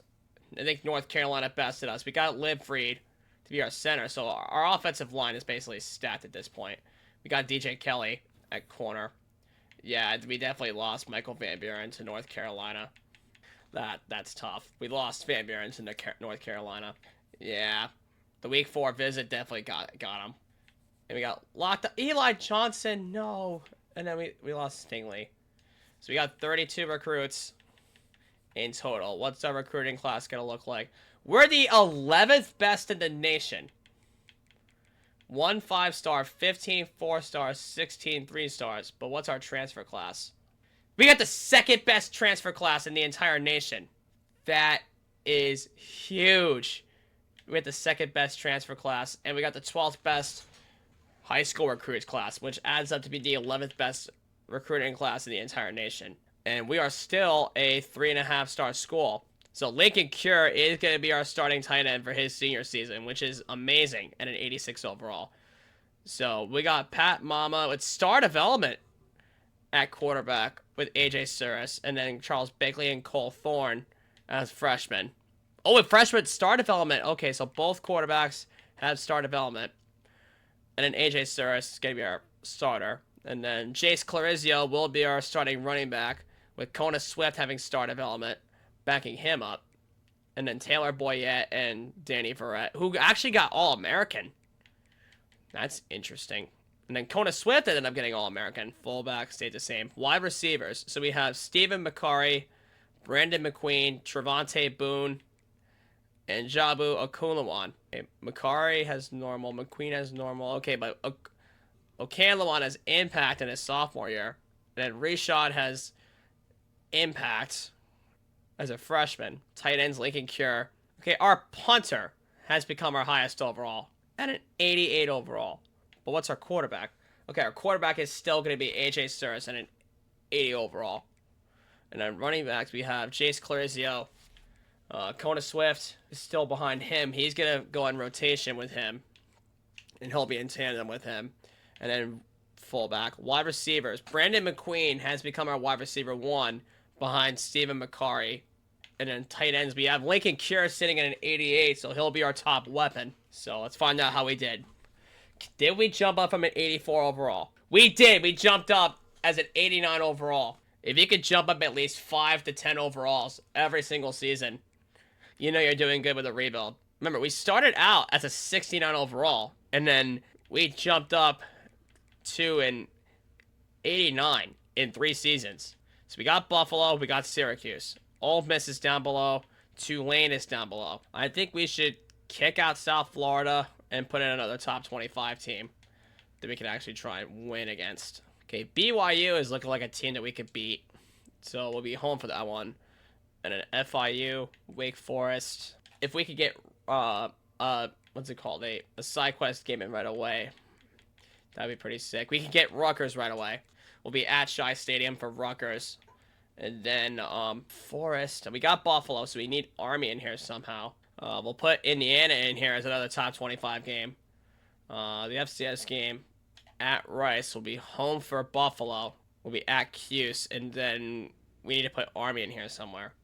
So we got 4 top 25 games in here. So I think that's a decent enough schedule. So depending on the overall matchups, we will need to do some serious work here. Oh, really? The chance we get at a 5-star quarterback, it's a bust. Oh my god. And Deontay Haddada's a bust? Come on. Okay, we did at least get a 5-star gem at corner with Sean Pike. Okay, so we stuck with 4 5-stars out of that whole group. So now we just need to get some 4-stars. Hey, Anthony Beal, a gem at 4-star wideout. So we're going to put him at the top of our board. All right, so we got 10 recruits right now with 525 left. So let's shift to a bigger focus in need. So we're going to need to get a quarterback. Hey, Tim German, our last guy that we're going to scout, is a gem at 4-star defensive tackle. So he finally got a gem amongst all these guys here. So, matter of fact, we were able to get everybody scouted. Which, honestly, thank the heavens for that. We were able to get everybody scouted. So we got our custom schedules. So now we don't have to waste any more hours scouting everybody. So now we can focus on trying to get everybody. Okay, Merrick is in his top 8, and Durbin is in his top 8. Which is good because we scouted them.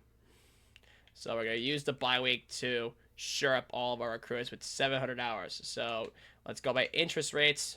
And with all of our defensive guys, we just need to keep an eye out for Georgia stars. So you know what? Let's just do the friends and family on all of our 4-stars.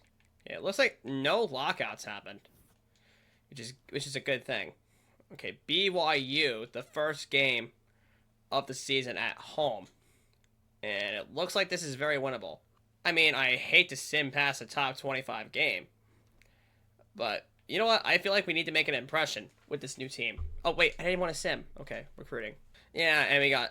Let's narrow down the recruits that we lost to Georgia. So, Keenan Durbin is gone. We're fine on Tim German. Perfect. Narrow it down to 26 because we only lost 1 to Georgia. So, BYU. Yeah, I think we should play this one to set the tone for the season. We're going to play BYU at home. And then we can figure things out against... and figure out how to use our line. What do you guys say? All right. Let's just hope that we get good conditions here. Yep, we do, in fact, get some good conditions. So, we're going to have to play BYU. Way to pull the guard. And Clarizio is in for the first score of the season.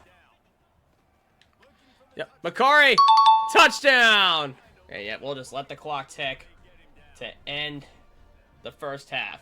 All right, and we're going to get the ball second in the second half. But good news is we held them scoreless, which is key. Oh, way to get off him, Clarizio. Nope. Oh, my God. Just tackle him, please.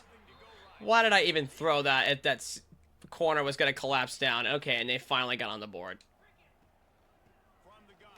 Where was that center going? But it really doesn't matter because we got a big run here by Clarizio. Wait. Safety blitz. Oh, no. Top, and Lincoln Cure doesn't go after it. And that is Oscar Durham for an interception. Oh, my God. The punt got to the 1-yard line. Okay, we at least got out of there with a 14-yard carry.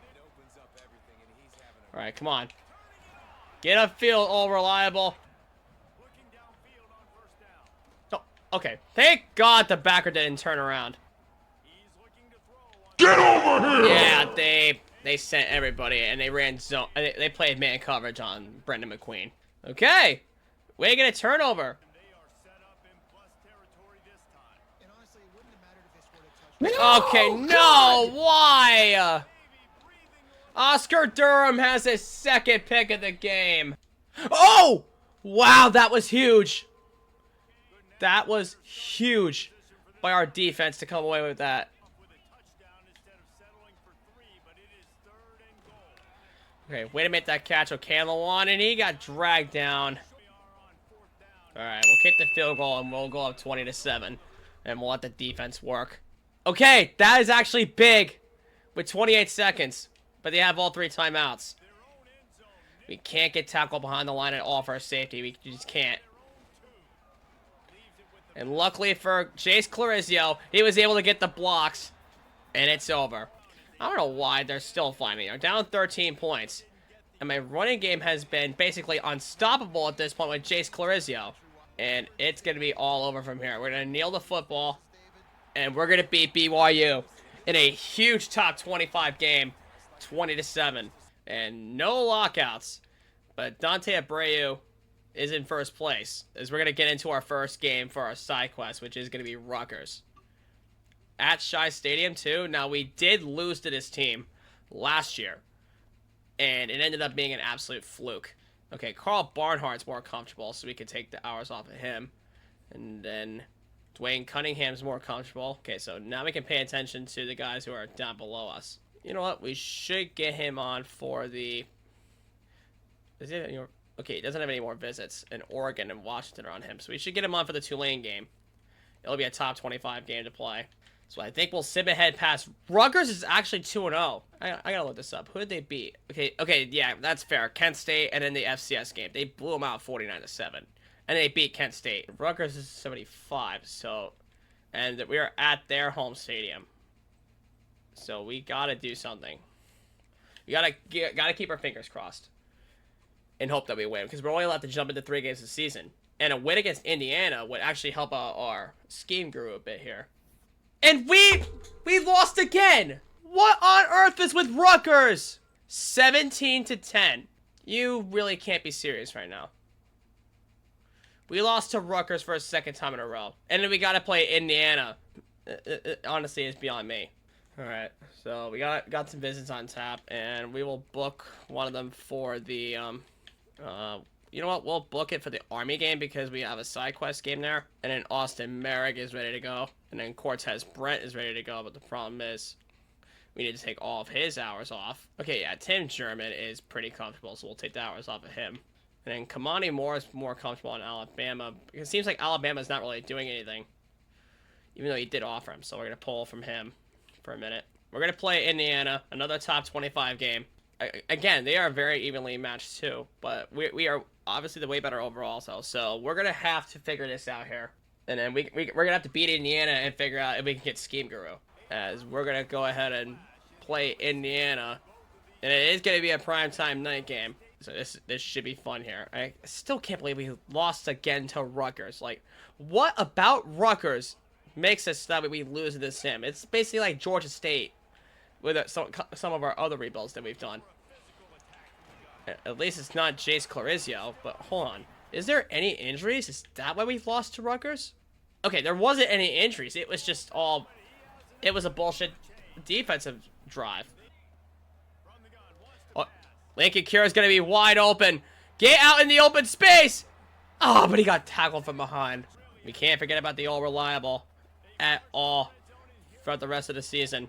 Okay, that's a big block. Big boy block for Clarizio. Touchdown. Come on. Get a wide open running lane. Jace Clarizio. We're out of the end zone. Wait. Oh, yeah. Get off your guy. Lincoln Cure. Get upfield. First down. He's been absolutely clutch for us. We had him for James Madison last season. We had him for Kansas. And he's been the clutch master for us, as we're going to hit Stephen Mercari for a first. That's our 6th first down of this entire game so far.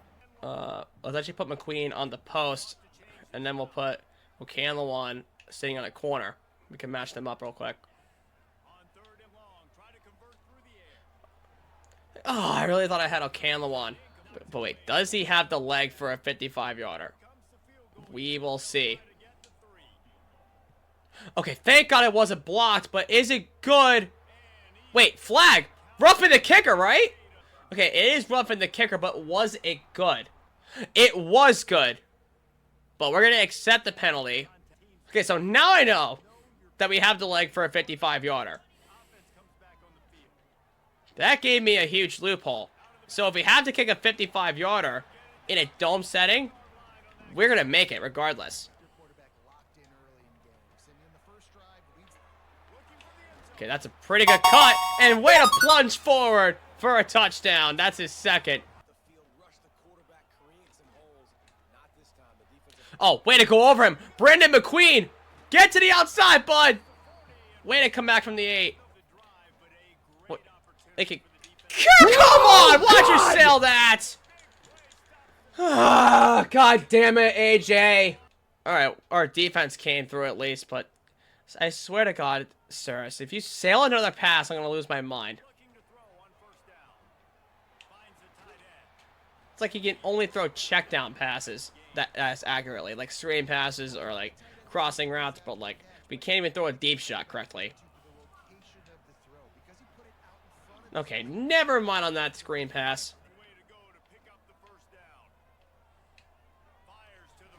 Okay, way to make that catch, Brandon McQueen. I didn't see how that backer would have just jumped up in front of him. Okay, good block there by Cure. Ooh, nice cut, though. All right, we got the first. See, that's the benefit about him being a backfield creator. Is that he's got some speed to where we can actually set a pocket and just take it off with him if we have to. But, like, still, I'd want to make the passes happen. Okay, yeah, they played a lot of man coverage. Plow through, AJ, come on! Oh, we're at the 1. And we got Clarizio for his 3rd touchdown of the game. Okay, get to the outside, McQueen. That's already a first down for him. Oh, what a cut. That's a perfect ball for Brendan McQueen. First down. It felt like more of a hospital ball, but at least we are able to get Macari. And that's going to be end of the 3rd quarter, going into the 4th. Wide open run back for O'Callaghan. He doesn't have it, but he's hurt. Hit 7 yards off the ball, but it's looking like they're going to play man on it. Nope, they didn't. Get upfield, Macari. Thank God. Come on. Macari, let's go. Way to change the play. And we're going to be up 28-10. And Kona Swift checks back into the game. And he got off the ball so quick, and he read it perfectly. But at least we have the leg now for a 47-yarder. Hey, we knew from that roughing the kicker that we had a leg for a 55-yarder, so we could definitely hit 47-yarders all we can. And, yep, that's a turnover. We're going to go ahead and beat Indiana. And it's going to be another roughing the kicker, but this time we're going to decline it. We're going to decline it. And then take the points and run away with our 34-10 victory. We're going to rub it in on Signetti and beat Indiana 34-10. And I know for a fact that we just unlocked Scheme Guru. There it is. Do we have the coach points to unlock it, though? See, I don't think we do. Okay, we do. We can unlock it. There it is. Scheme Guru has been unlocked. So now as we level up and get more coach points, we can put them up towards our elite development traits for Scheme Guru. So not only do we get 100 extra XP per recruit that we sign, but we also pick up 900 XP extra for each and every single win that we get. It is going to be huge for us to pick up. So we'll schedule Sean Pike for the Pittsburgh game. Okay, but he isn't competitive with Cortez Brent. Okay, so he's got to go to the Buffalo game. And another 4-star corner. Yeah, he's going to have to go to the bye week. The aspirational was correct on Anthony Beal, so that means we could do a hard sell. Wait a minute. We have all 3 pitches, so we can do a hard sell because we know it's Star Search. Or the Standard Bearer. Standard Bearer makes more sense because all A+ grades across the board for Robert DeMann. And then, okay, primetime player was correct, but the problem is we don't have the hours. But he is in first place, so we could chill for a second. Okay, so at least Cortez Brent was correct. We can finally schedule a visit on a guard, which has a compliment. We'll get him on for the... He's in second. Let's get him on for the Buffalo game. And then we can finally have a compliment with any of our defensive meetings here. Let's get him on for Sean Pike at Pittsburgh. Let's get him on for a compliment. Okay, now we just have to find out who's comfortable. So... Okay, so Dante Abreu is comfortable. So we'll take that off. Avery. Imagine that. Okay, Morgan Simonson's comfortable, so we can take some hours off of that. We are good for right now, going into our FCS game. Now, we've had an FCS upset happen before, We can't let it happen again. Come on. Oh, Sandlin locked us out, really? Okay, it didn't happen again. Thank God. Okay, what am I thinking? I have Scheme Guru, so we're gonna have to wait and find out if we could beat Army. And Oregon and Washington are edging up, and we're gonna lose out on Anthony Beal. But wait, he's a 4-star, so what am I concerned with? And we're gonna hold off on Joe Pascal's visit. Oh my God, Standard Bearer was incorrect. So it is Status Seeker on Rob Demand. Could be aspirational. We'll try again now that he's in second. We can finally get a complimentary on for Russ Sharp here. We know what his case is. Okay, Dante Abreu is very, very comfortable. So we'll take the friends and family off of him. And then give the 50 to Matt Brown here. And Tim German, yeah, he's very comfortable. So we'll take the friends and family off of that. Okay, primetime player was correct on Austin Merrick. We already played 2 games. So let's check the team schedule and figure things out here. 45-3. Yeah, way to take your anger out. So we have a combined opponent record of 26-16. So Ole Miss is 3-1 and Tulane is 3-1. 79 for Tulane. So I think we may sim them. 90. So Ole Miss is gonna have to be the game to play, and we're gonna have to rely on the sim against our side quest opponents, including Army. Okay. Oh, we lost our center for 7 weeks to a dislocated hip. And we lost Jordan Robinson to a dislocated knee. We lost Brian Hayden, our will linebacker, to a abdominal tear. And then D-tackle Quentin Worley, it's very bad, to a torn tricep. And we lost Anthony Beal, but we gotta check. We have Scheme Guru now, so we can see. We lost. Oh! We won! I didn't see the extra XP, though. Hold up. Hold on, let's see our coach. So it's 900 bonus XP for any extra win. Oh, because it's an active perk. That's why. So if we had Scheme Guru as an active perk, yeah, so we need to level up and then get some points to add on to our guy. So Rice is coming up. And unfortunately, we did lose on Anthony Beal to Oregon. But Dante Abreu is finally ready to go. And he will be the final complement for Pittsburgh. But he did dip to Syracuse, who has a week 9 visit. So we got to schedule him as soon as we possibly can. And we are going to do just that with Austin Merrick. No, wait. Actually, he's in second. Let's get him on earlier. Let's get him on for Buffalo. I thought the visit influence will help him out. And we'll complement BJ Friend with Austin Merrick. You know what? We wouldn't do it. We're not going to do it. Because we have 2 quarterbacks already on board for visits. So, championship contender plus playing time. Oh yeah, primetime player. And we may lose out on Cortez Brent to Oklahoma because of the pipeline. Aspirational was correct. So you can fix up a hard sell on that. Okay, Gamer was correct. And he is in first though. And he's pretty comfortable. But he does have a visit week. So we got to hope that we can get before then, so that way we can get some influence. But we gotta hope for a commitment somehow, some way, as we are gonna get into our game against Rice, which we hope is gonna be a win. But yeah, we gotta hope it's a win here. Yes, we did beat Rice. Okay, I got so scared for a minute. And then okay, another side quest game, Buffalo. Okay, Sean Pike has Michigan, but wait. But with the Buffalo game, we have a lot more visit implications. But wait a minute. Should we just sway on Sean Pike? See if that'll work? We have the grades for it. So you know what? Instead of aspirational goals... Okay, no, but championship contender is his deal breaker. So we have to find something else here that we can sway with. Okay, so you know what? Let's try and sway with... Yeah, I don't think we can. Okay, let's try and sway with Sunday Player. And then we can soft sell on aspirational line. Okay, so Dante Abreu's sell was correct. We were able to get that pitch done. Okay, so the extra hours did in fact help Tim German here.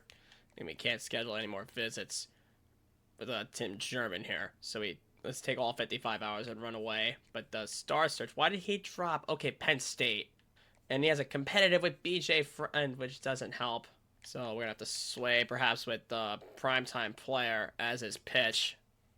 Because championship contender has an A- grade. So we're going to have to try and sway that. And then we'll do a soft sell on his case there. And unfortunately, we lost Josh Rupp to North Carolina.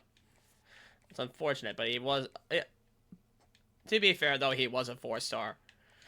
And we got more 5-star recruits to worry about. Right, so we got a bunch of guys to fight for. Yet we still have people in first place holding scholarships that we are eventually going to see drop in interest down the line. So we're going to check Buffalo and figure it out here. Okay, yeah, this should be a win. So we lost to Rutgers twice in 2 seasons. But we did beat every other team. So what was the score on Rice? 24-20, that's it? Damn. And then we got Temple, Pittsburgh, Syracuse, Ole Miss, and Tulane. We got another one with Al Akers. An Achilles tear. Okay, it's not like it's going to matter, though, because... But our biggest injury here is going to be Austin Leibfried. But we're going to get Jordan Robinson back in a week on a dislocated knee, so our defense is going to be shored up. We're going to get Brian Hayden back in 2 weeks, so 2 of those injuries are going to come off the board. But an Achilles tear for a 64 overall. I mean, imagine tearing your Achilles when you're not even making the roster. Okay, we did get a commit, and we got a 5-star at right tackle, Russ Sharp. That was huge. So please tell me we won this game. Yes! Okay. We're not seeing the 900 extra XP, but we did end up, in fact, lose Robert Demand to North Carolina as a 4-star. But our first commit was a 5-star. Hey, we got the sway to work on Terrence Pitcock. Okay, so now we can hard sell on which one offers the better grade. So is it primetime player, B, A, B?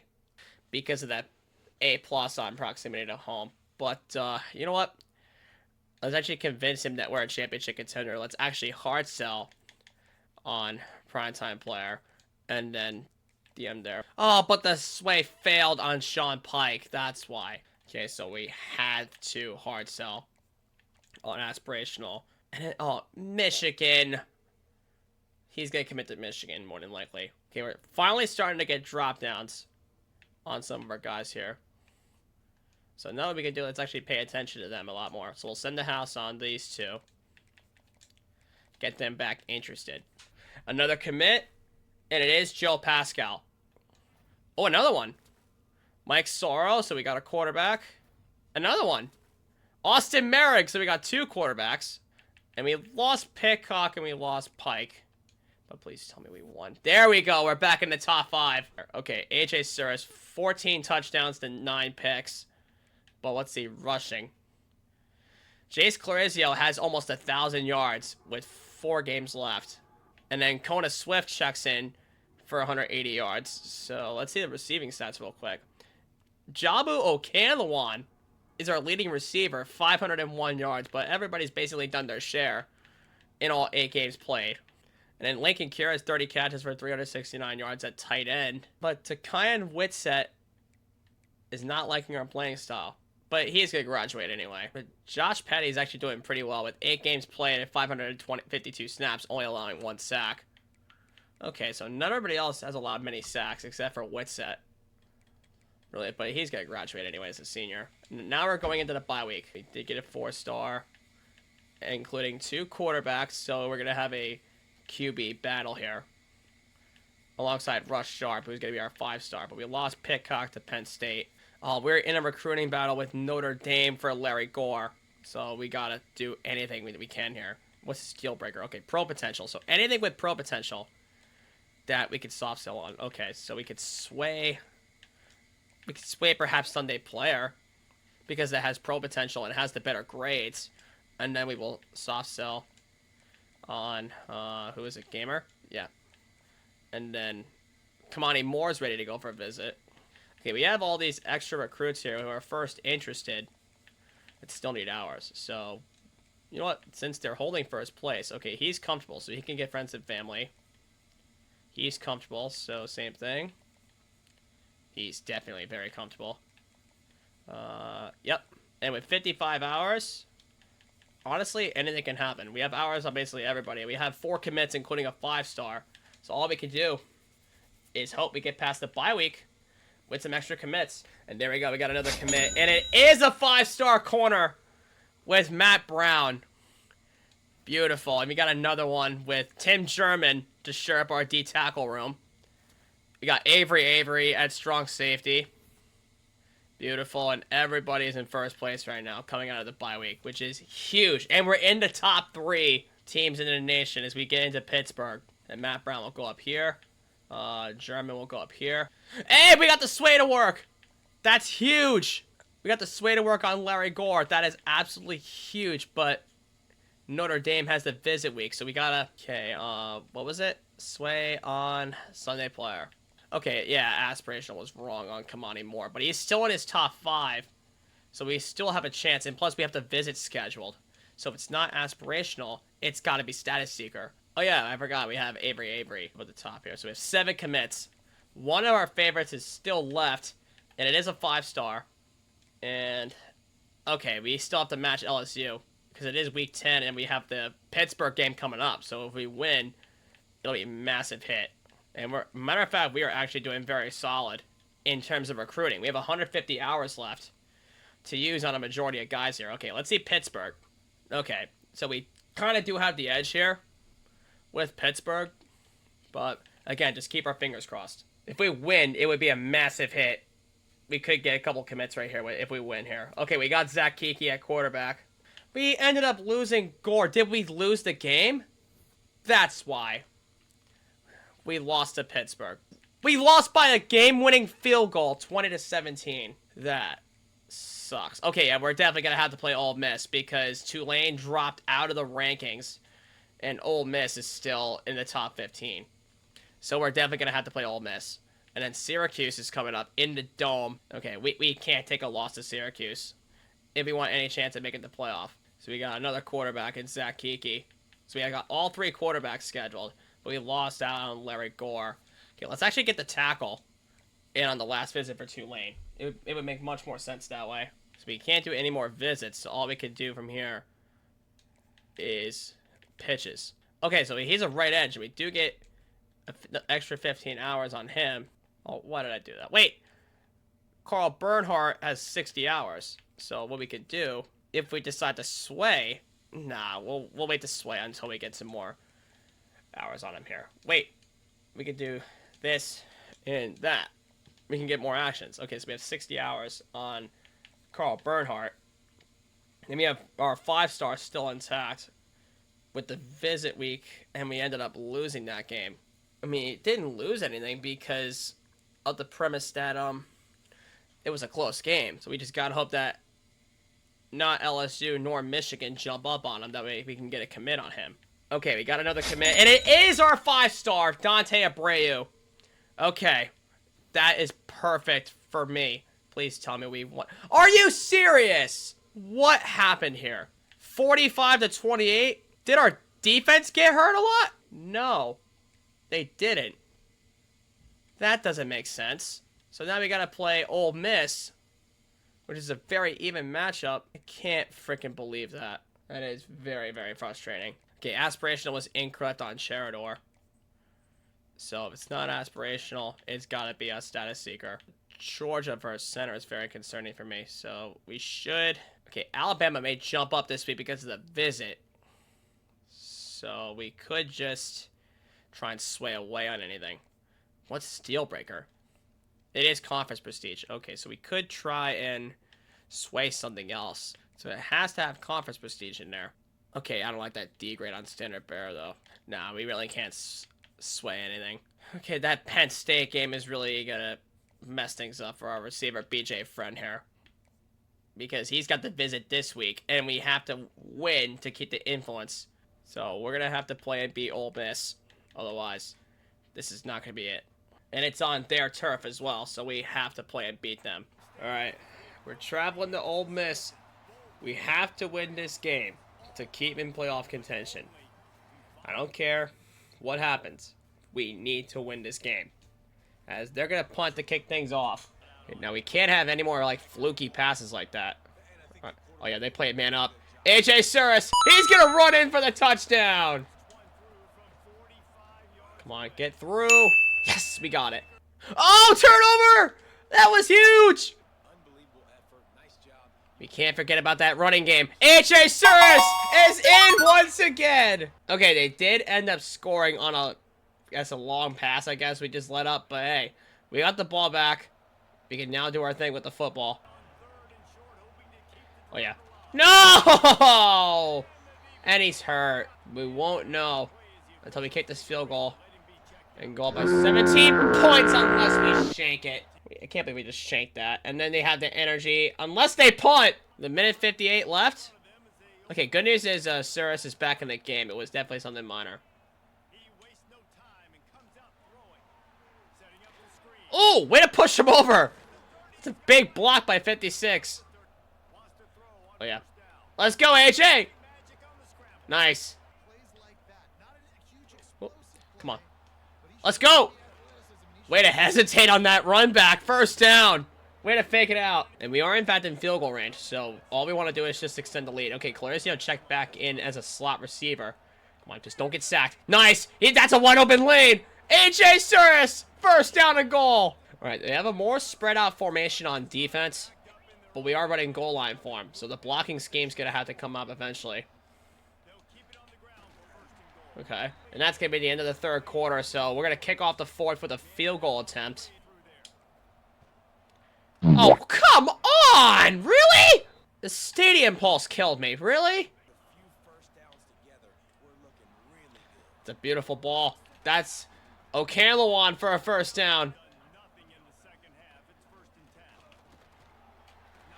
Okay, beautiful run there by Swift just to get 4, even though any gain is fine, I guess, as long as we do anything we can here. And we need our kicks to be centered more than likely. Run it off the flat. That's our tight end. We can't forget about Old Reliable. Lincoln Cure. He's into the end zone. That was his first catch of the day, and he's into the end zone. Way to capitalize on that. And, okay, our defense is putting in the work. We demolished these guys the last time at our home stadium. So a win here in their turf would be absolutely massive, as we're going to finally hit Lincoln Cure for his second catch of the day, up to the 12-yard line and close to the 2-minute warning. Picking up the win here would be massive for many different reasons here. Oh! Oh! Okay! Okay, Bakari! I was anticipating him to take the hitch route, but he really just went out there and got that. Way to add insult to injury, as we're going to go up 38-10 on Ole Miss, and we're going to pick up the win very easily. Okay, Kona Swift. Take off with the football and run down this clock. And with that run right there, the clock will tick down, and the ball game is over. A huge win against Ole Miss, 38-10. And that was our final playing game of the season. And we ended up losing BJ Friend to Penn State. Okay, we got 14. So a win against Tulane would be massive. It'll put us back in the top 10 possibly. And there it is. AJ Cyrus, Offensive Player of the Week. Wait for him to come up huge, as Tulane is now unranked. But a win would be massive. It'll push us back in the top 10, possibly. Yeah, 45-28 loss to Syracuse is bad. But a 38-10 win is a great way to bounce back against Ole Miss. And Indiana is now 12th ranked. So a win against Tulane would definitely be massive. Most of these recruits after this game here, and if we can get the win, it would be a massive turnaround for us. A win at home would be massive, but we have been upset before for some stupid-ass reason. There's a recruit. We got Clifton Cherador. Oh, we got another one. David Schuster. Okay. So that's 2 recruits done. Please be in the top 10. Okay, we did get the win, but we are very, very close to the top 10. We got the 11th rank. So let's see. We got 2 more recruits to join us. Oh, wait. Dante Abreu has to go up top here amongst our gems. Okay. And then David Schuster has to go below. Okay, we did get a commit, and it was George Ursua. Oh, we're in a recruiting battle. Okay. Way to get him back. So we have the 11th rank. We are one of the top 12 teams in the nation, but that may change depending on what the seeds are looking like. If we get the 11th seed, that would mean we would have to play a better team in the first round. We lost Cunningham and Simonson. Okay, we still keep the 11th rank. We're still in the top, and we lost all 4 of our recruits. But good news is we still hold the 11th ranked, and we have enough to go into the transfer portal. As you go figure, it'd be Deuce Knight, who won the Heisman Trophy, who we had to get past last year's first round with. And we're going to go into the first round, back into the playoff, but we're going to Happy Valley. We're taking on Penn State for the first time ever in our rebuild series. And they are a higher overall than us, and we are going to Happy Valley, so it will be possibly our toughest playoff game as a lower seed. But you know our luck with lower seed playoff games. We did it with Bowling Green, we did it with James Madison, and we also did it with Kansas and Coastal Carolina. So we know what it takes. All right, and we got another snow game. This should be fun against Penn State. But Cyrus's passing stats have gotten a lot better this year. Okay, that was a break. No! We had a great drive going, and he just let it up. That is just disrespectful, AJ Cyrus. And that had to be like a 23-play drive or some shit with 6 first downs on top of that. Well, right there. Lincoln Cure, right on the dot. Run him over. First down. Oh, Jesus. Yep. Okay. Don't fumble near there again. Okay, first and goal. Come on. Plow through. We got it. That's going to tie it. We just need to hope our defense does their part. No! Great. Now we're going to have 119 with 3 timeouts at the 26-yard line.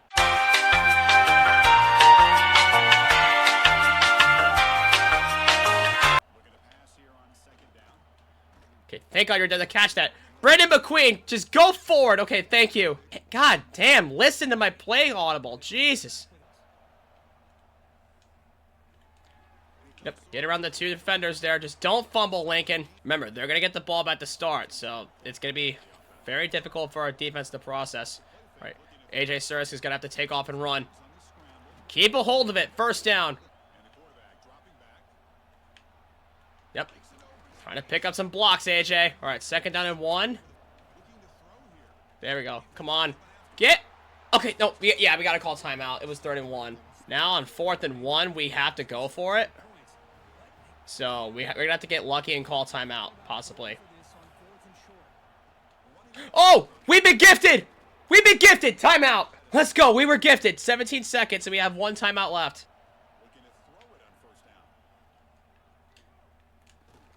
Come on. Makari. Okay.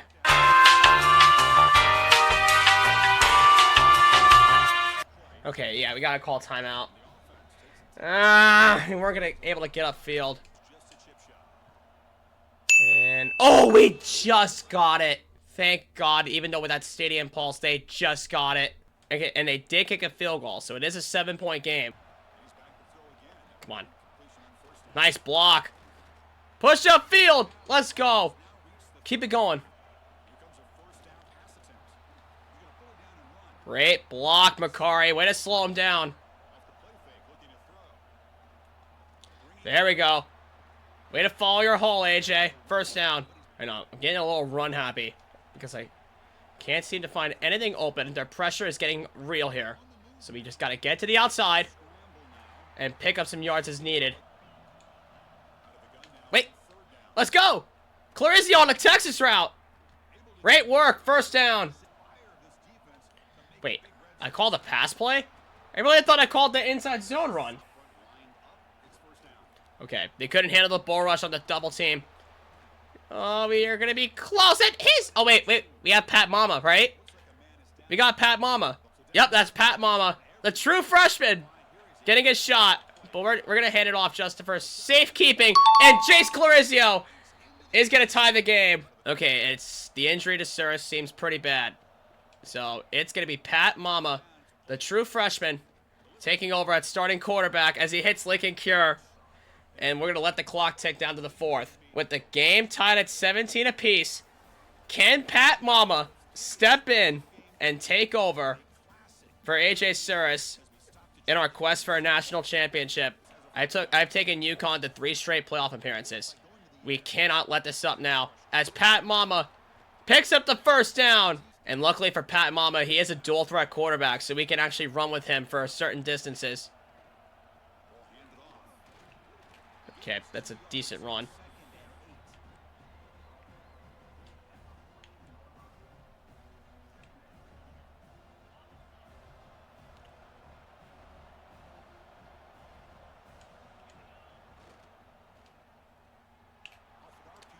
Okay, that's actually a really smart screen pass. They played like 10 yards off the ball. But it is going to be 3rd down and 4.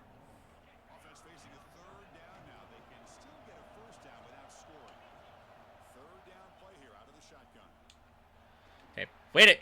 Get off of there, Clarizio. Reach forward. That's going to give us the lead. A huge play by Pat Mama to Jace Clarizio for his 3rd touchdown. Come on, we can't let up. Okay, there's 3 minutes left. So all we can do now is pick up a couple first downs. Even though we are backed up at the 19, it's still pretty much a safe spot to operate. No. Okay, and Cyrus literally just came back in. And he's going to take a sack. Okay, come on. Get your blocks up, Pat. He's got 30 inches! Oh, that's a wide open running lane! Chase Clarizio! He could go all the way!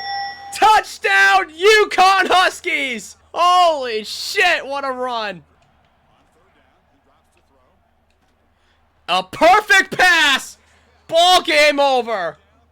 We're gonna upset Penn State 31-17 to move on to the 2nd round. Wow, that was quite a shocking victory in Happy Valley against Penn State. And we're gonna get into the Orange Bowl against Texas Tech. So we're gonna have to see how well they rebuilt their team to become the 3rd team in the nation. And we ended up unlocking Strategist. And okay, this team should be very beatable. In a neutral site in the Orange Bowl, yeah. This team should be beatable. We're gonna get past the 2nd round possibly against Texas Tech. Not to sound overconfident, but we're gonna go right into it. Oh, and it's a rain game in Miami as we're gonna get into the Orange Bowl against Texas Tech, where the conditions are going to be arguably way worse in this game than against Penn State and Happy Valley in the snow. And I'm literally just realizing this now, that this is the first time we've ever used AJ Cyrus as a quarterback.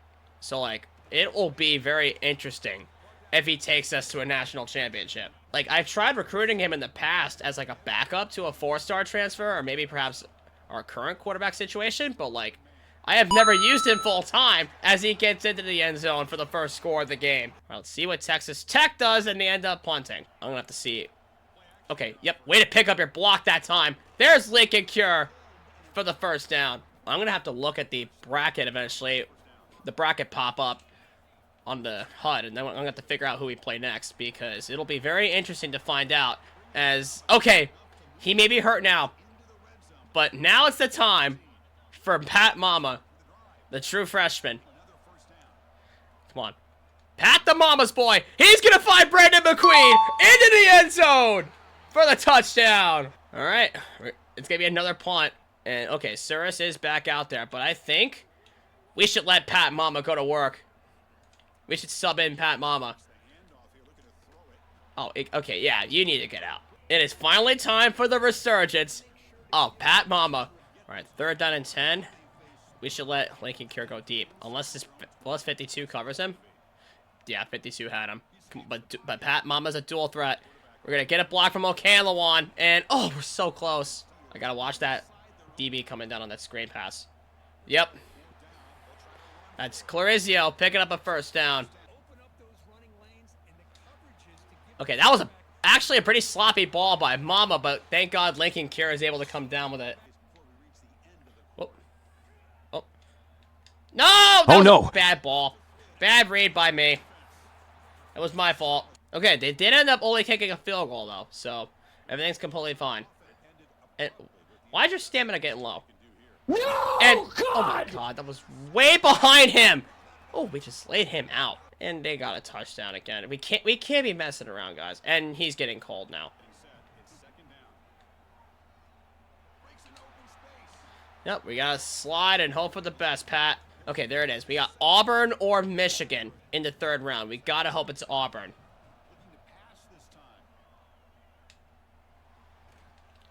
Come on, get off your tackler, McQueen. Let's go. Okay, okay, that's a pretty good way to roll out of the pocket. Slide. Stay safe out there, Pat. Yep, Brandon McQueen. Beautiful read. First down. Okay, wait. Pat Mama, get in. Touchdown. 21-10 on Texas Tech. Okay, so now they are getting feisty, and they did miss the 2-point conversion.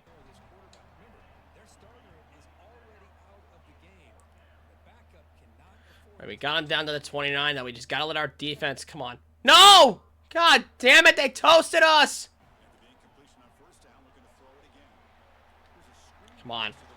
Okay, we got the first down. Oh, that's perfectly fine with me. All right, we're in a position now so that any score can tie or win the game.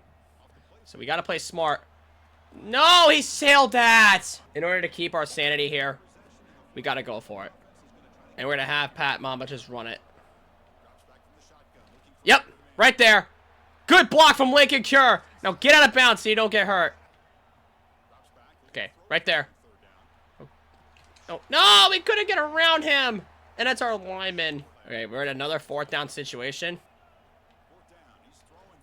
Come on. Just... Yes! Yes! Okay, thank God. Thank God our game is saved. Go. Way to hold your blocks, line. And Pat Mama's hurt. So we got Clay Thorne, our true freshman, in at quarterback. Oh my God, Lincoln Cure! Holy shit! That put us in the lead! Man, Clay Thorne, that was his first college pass, and that was for a touchdown. Holy crap, Clay Thorne. Okay, Pat Mama's back in. But Clay Thorne literally checked in for one play, and he just threw a touchdown. Oh, that was some catch there by Lincoln Cure, and that's their first time out. I didn't even know what I was seeing. Like, I literally just saw Lincoln Cure so wide open for Clay Thorne that I just had to take the shot and see what happens. Like, I didn't even see the ball there. I didn't even see if he was open. Like, I literally just threw it to anybody and just saw, oh, there's Lincoln Cure wide open. But thank God we were able to check Clay Thorne in, and he was able to throw a touchdown in his first college pass in the college football playoff. Like, that's insane. And there's no open running lane for Clarizio. All right, so one more first down should ice this game. Go. Go! Alright, we do have the game clock in our favor. So, we can run this down to the 2-minute warning, convert on 3rd down, and we'll be completely set. Okay. We handed it off to Clarizio. So now, okay, the clock's ticking down just a tad bit. Alright, let's see what happens here. Oh, God, no! Okay, they're in position to take the lead. Oh, we did it! Our defense came through! We're gonna beat Texas Tech! Let's go! We're gonna beat Texas Tech 28-24 in the 2nd round. Guys, that win was big. Just like the Penn State game, that win was huge. Luckily for our defense, that we were able to come through there and upset Texas Tech. But now, we have a bigger challenge in our hands. And we're going to get Michigan, who is a 10 seed, into Fiesta Bowl. Wow, so we're going to get the 10 seeded. Oh, man. That's a huge unlock. We're going to unlock Program Builder, but we need 30 coaching credits. That's the first time ever we unlocked Program Builder. I mean, we made it to 3 straight playoffs, with furthest going up was this year, the 3rd round. But Michigan, it will be tough. We won the Fiesta Bowl trophy before with Alabama, but can we make Bran proud and move on to the Natty? We're about to find out.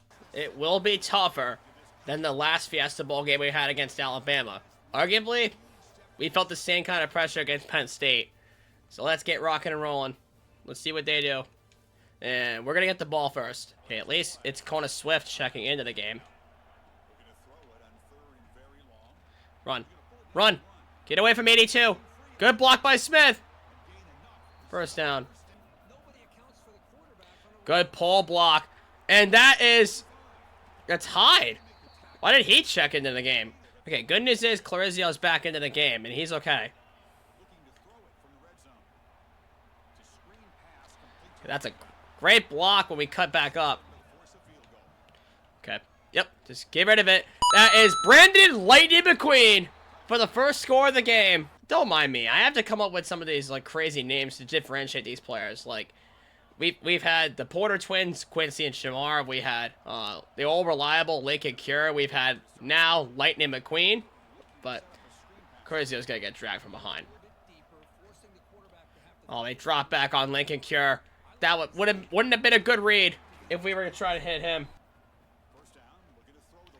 Yep, just dump it down. Get around big 44. Now, Jace Clarizio has a first down, but the clock's going to tick down to the end of the first. We're going to be up 7-0, and I need the motivation from my glorious king himself. Bran, give me motivation, and we're going to have to play USC or Florida State in the national championship if we make it that far. So, Bran, I'm going to need you to give me some motivation here. Give the team some motivation. As Jace Clarizio almost has a first. Alright, we're going to hopefully get a block here. Oh, yeah. AJ Surratt, get a block from Cure! He's in for the touchdown! 14-0 on Michigan. But let's see what they do, and they don't do anything with it. Oh, they set the blitz! Lincoln Cure! Over the top! First down! Past the 50! Alright, hopefully Lightning McQueen on that right side can get open over the top. Wait, never mind. Lincoln Cure. I saw that blitz coming from the corner. He's got some burst of speed. Come on. He's got another one. Lincoln Cure, Mr. Unreliable. That's his second touchdown today, but Michigan is finally able to get on the board. That's why I said we can't let our foot off the gas pedal. And we got to keep on playing serious here. All right, we got to hope that McQueen can beat the corner out there. Oh, he dropped back. Wait. I think he may have him beat. Lightning McQueen! Ka-chow! First down! Wait, the safety is up top. He could play Macari. So Lightning McQueen has to do his bit here. Alright, they set the blitz. Lincoln Cures the read. First down. Alright, it's 3rd down and 11. So I'm going to just Cure to the slant here. Oh, yeah. Follow your blocks! Alright, timeout. I don't want to call hurry up. We have one more. It's okay. They are telling us to go for a field goal, so I'm gonna try and run quick unders. See if we can get in some open field here. Oh yeah, we got some open field. AJ Surratt, a gutsy play call, but we got it in. 28-7, and Michigan's first drive of the second half. It results in a field goal. Yep, Keebo Campbell on that drag. Thank God Lincoln Cure wasn't interfere with too much. Yep. Clarizio. First down, UConn.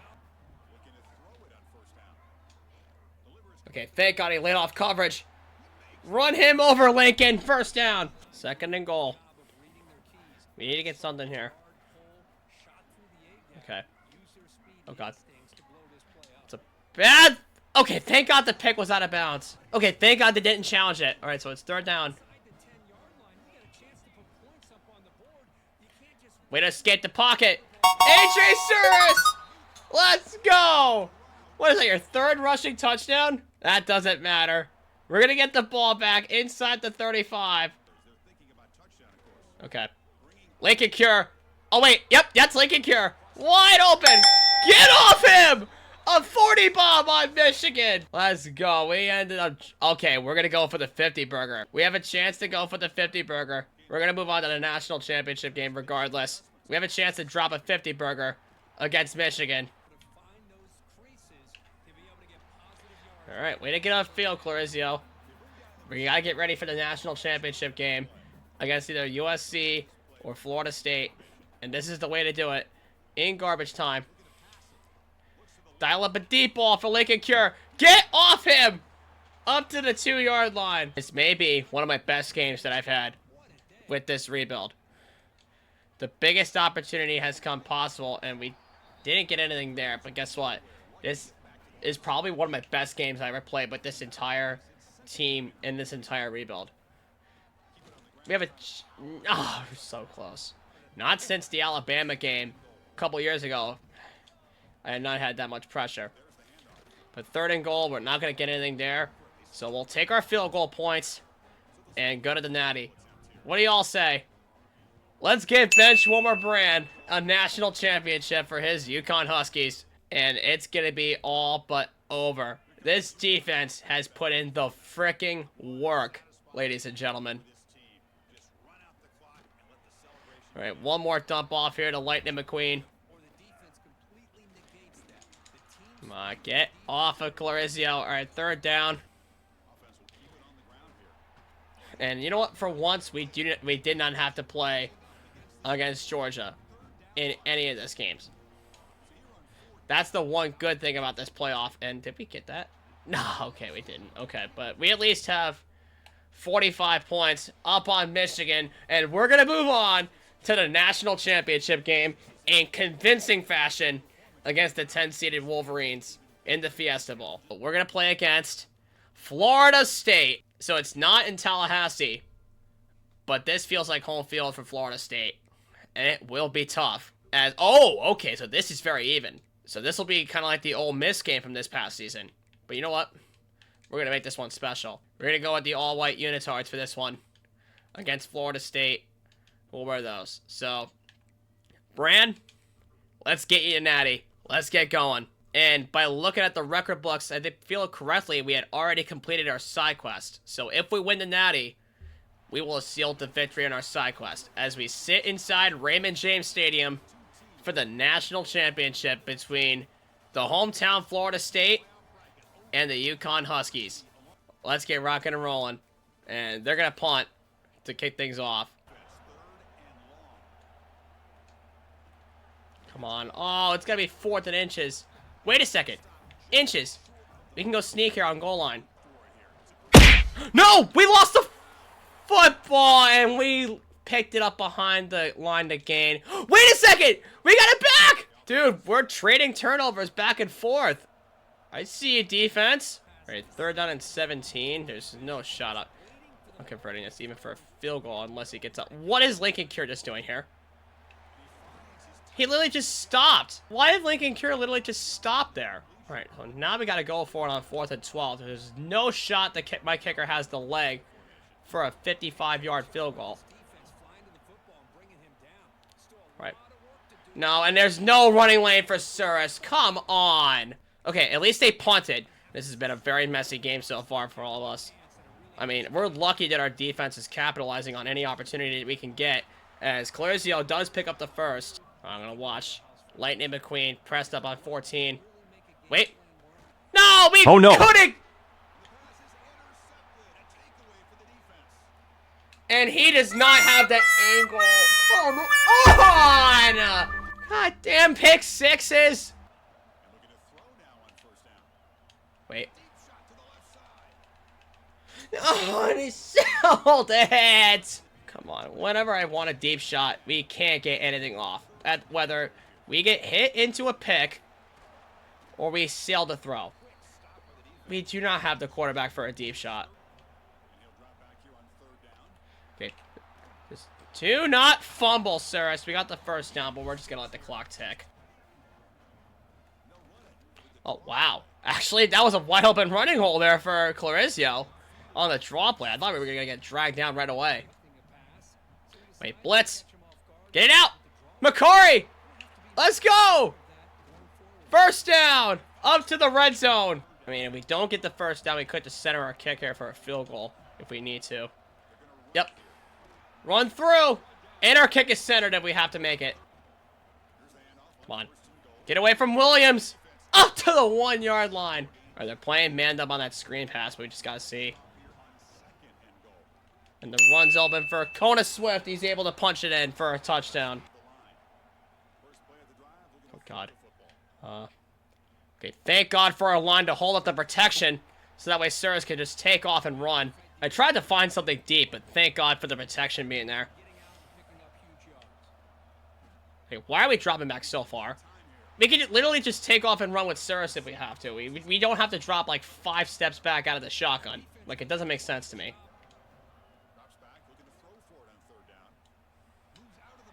Come on. No. No, we got tackled from the back. I really thought we got around Macari. Okay, they're playing 5 yards off the ball, though. But you know what? I'm going to check out of this. I'm going to run the levels out formation. Get to the line. Snap it. Come on, snap it. Huh? A freaking false start penalty. Come on. I am not going to try a 56-yard field goal. I could still go for it on 4th and 8. I feel like 8 yards is pretty manageable for Syracuse if we had the time. Yep, we got the time. Come on. Take off! Okay, we got it. Timeout. Thank God we got back up to the line with that. All right, so it's going to be 1st down and 10 with 23 seconds. We do have 1 timeout only, though, so we got to use it sparingly. Okay. Okay, we can center our kick. We can run one more play. As long as we get back to the line fast enough. Come on. Lincoln Cure. Get down. All right. There's no... Yeah, we had to call timeout. There was no way we're going to get to the line. Okay, our kick is more manageable from here. And we can tie the game here with this kick. Sweet, we got it. That's going to tie the game. And we're going to get the ball back. So that's perfect stuff here. Perfect stuff. Clean, hard-nosed football. Okay, no. Get out of there. All right, we got back to the line. Run up. Coverage was blown. Nice. Everybody completely forgot that Syracuse can run the football. Oh, nice cutback by Clarizio. Just don't fumble. Yeah, I'm noticing right now that our protection can obviously be a lot better. Wait, we got around it. No, that's going to be sailed. Come on. Get there, McQueen. He got it. Lightning McQueen. Touchdown. Put a little ka-chow on him. We're going to be up on Florida State. Don't mind me. I tried to come up with the words on that. I'm probably going to throw... Oh, no. No. Okay, thank God we got it back. Who paid? Okay, it was one of our linemen. Thank you very much, 56. Whoever you are. It was Chauncey Gooden. Thank you. I knew you were a lifesaver. As it's going to be Jace Clarizio. Get off your tacklers for a 1st down. You know what? I'm going to put Pat Mama in next play. Syracuse is starting to get tired. As we're going to dump it off to Lincoln Cure for probably his final pass. All right, we're making a QB change here on 2nd and 4. Pat Mama, the true freshman, has come into play. As we're going to hand it off to Clarizio for a 1st down. Come on, Pat. Run up, Pat. Get up, Mama. 1st down. It's a good time to run a bootleg. Pat Mama, run it in. Touchdown. It's 4th quarter time. Okay, and they did get a touchdown. So we got to play serious here. 3:25 left. Okay, that's actually a good setup there for Clarizio. Run some time off the clock. You have all the rest of the 4th quarter to pick up as many 1st downs as we can here. Oh, that's a wide open running lane. Chase Clarizio has another 1st down. And that's Florida State's 1st timeout. Okay. No, we couldn't get up. Okay, that's their 2nd timeout. So it is going to be 3rd down. If we convert it, it's going to be over. But remember, they still have the 2-minute warning timeout, so we got to convert it. Actually, I'm going to check to the pass and try and run it here with Mama. Oh, that was an RPO. Oh, no, that actually saved the timeout. Come on. Get to the outside. Pat Mama. 1st down. Get out of bounds so you don't get hurt. All right, that may have been dumb, honestly, but it doesn't matter. We just needed the 1st down, and that was possibly for the better, as we're going to... Well, I don't know why we threw that, because we just gave them a 2nd down here. We want them to use their final timeout. I don't know what I was thinking. So we're going to actually secure a possession, and there you go. That's their final timeout, but we made 3rd down a little bit more manageable. So if we pick it up, it's ball game. If we kick a field goal, it's ball game. Unless they get the onside kick after they score. It's going to be a 1st down. That's ball game. Let's run down the clock, get to the 2-minute warning, and convert another one to seal up UConn's national championship. All right, so we're going to kneel it out. So run down some clock, and I'm making sure my facts are correct. So UConn does not have a national championship. I'm making sure my facts are correct. I don't want to disrespect Bran's team like that, you know? I don't want him coming at me in like a reel or a video saying that I got all my facts wrong with UConn. I'm doing my research right now so that way I can prep everything for the final, like, speech for when they win the national championship, alright? Come on. And Pat Mama is going to seal up the Huskies' first national championship. So let's kneel it out and give BenchwarmerBran their first national championship. And finally, after 3 playoff appearances, 2 early exits, we're going to walk away with the Huskies' first national championship in football program history with a big win over the Florida State Seminoles, 24-17. And Bran, I hope you're watching this video. As you see the MVP, Lincoln Cure, giving our coach the trophy, and we're going to take it over to you and UConn. We finally rebuilt the Huskies and turned them into national champions. A promise that I intended to keep this entire rebuild for BenchwarmerBran. So, guess what, guys? It's rebuild complete. It's side quest complete. So, Takai and Whiteset went in the 6th round, and Micah Strickland also went in the 6th round of the national championship season. But it's all worth it because we finally turned the UConn Huskies, primarily a basketball program, into a national champion in football. Just like we did with Kansas. And BenchwarmerBran, I hope I made you proud by giving your Huskies a natty. So that's going to do it for the Huskies rebuild. I hope you guys enjoyed. Leave your teams down below in the comments alongside your side quests. Maybe I'll feature you guys next. And who knows, maybe I'll rebuild Bordeaux's Kentucky Wildcats or TD Presents' Wisconsin Badgers in a future rebuild. So let me know if you guys want to see that. But until next time, I'll see y'all later. Have a great day.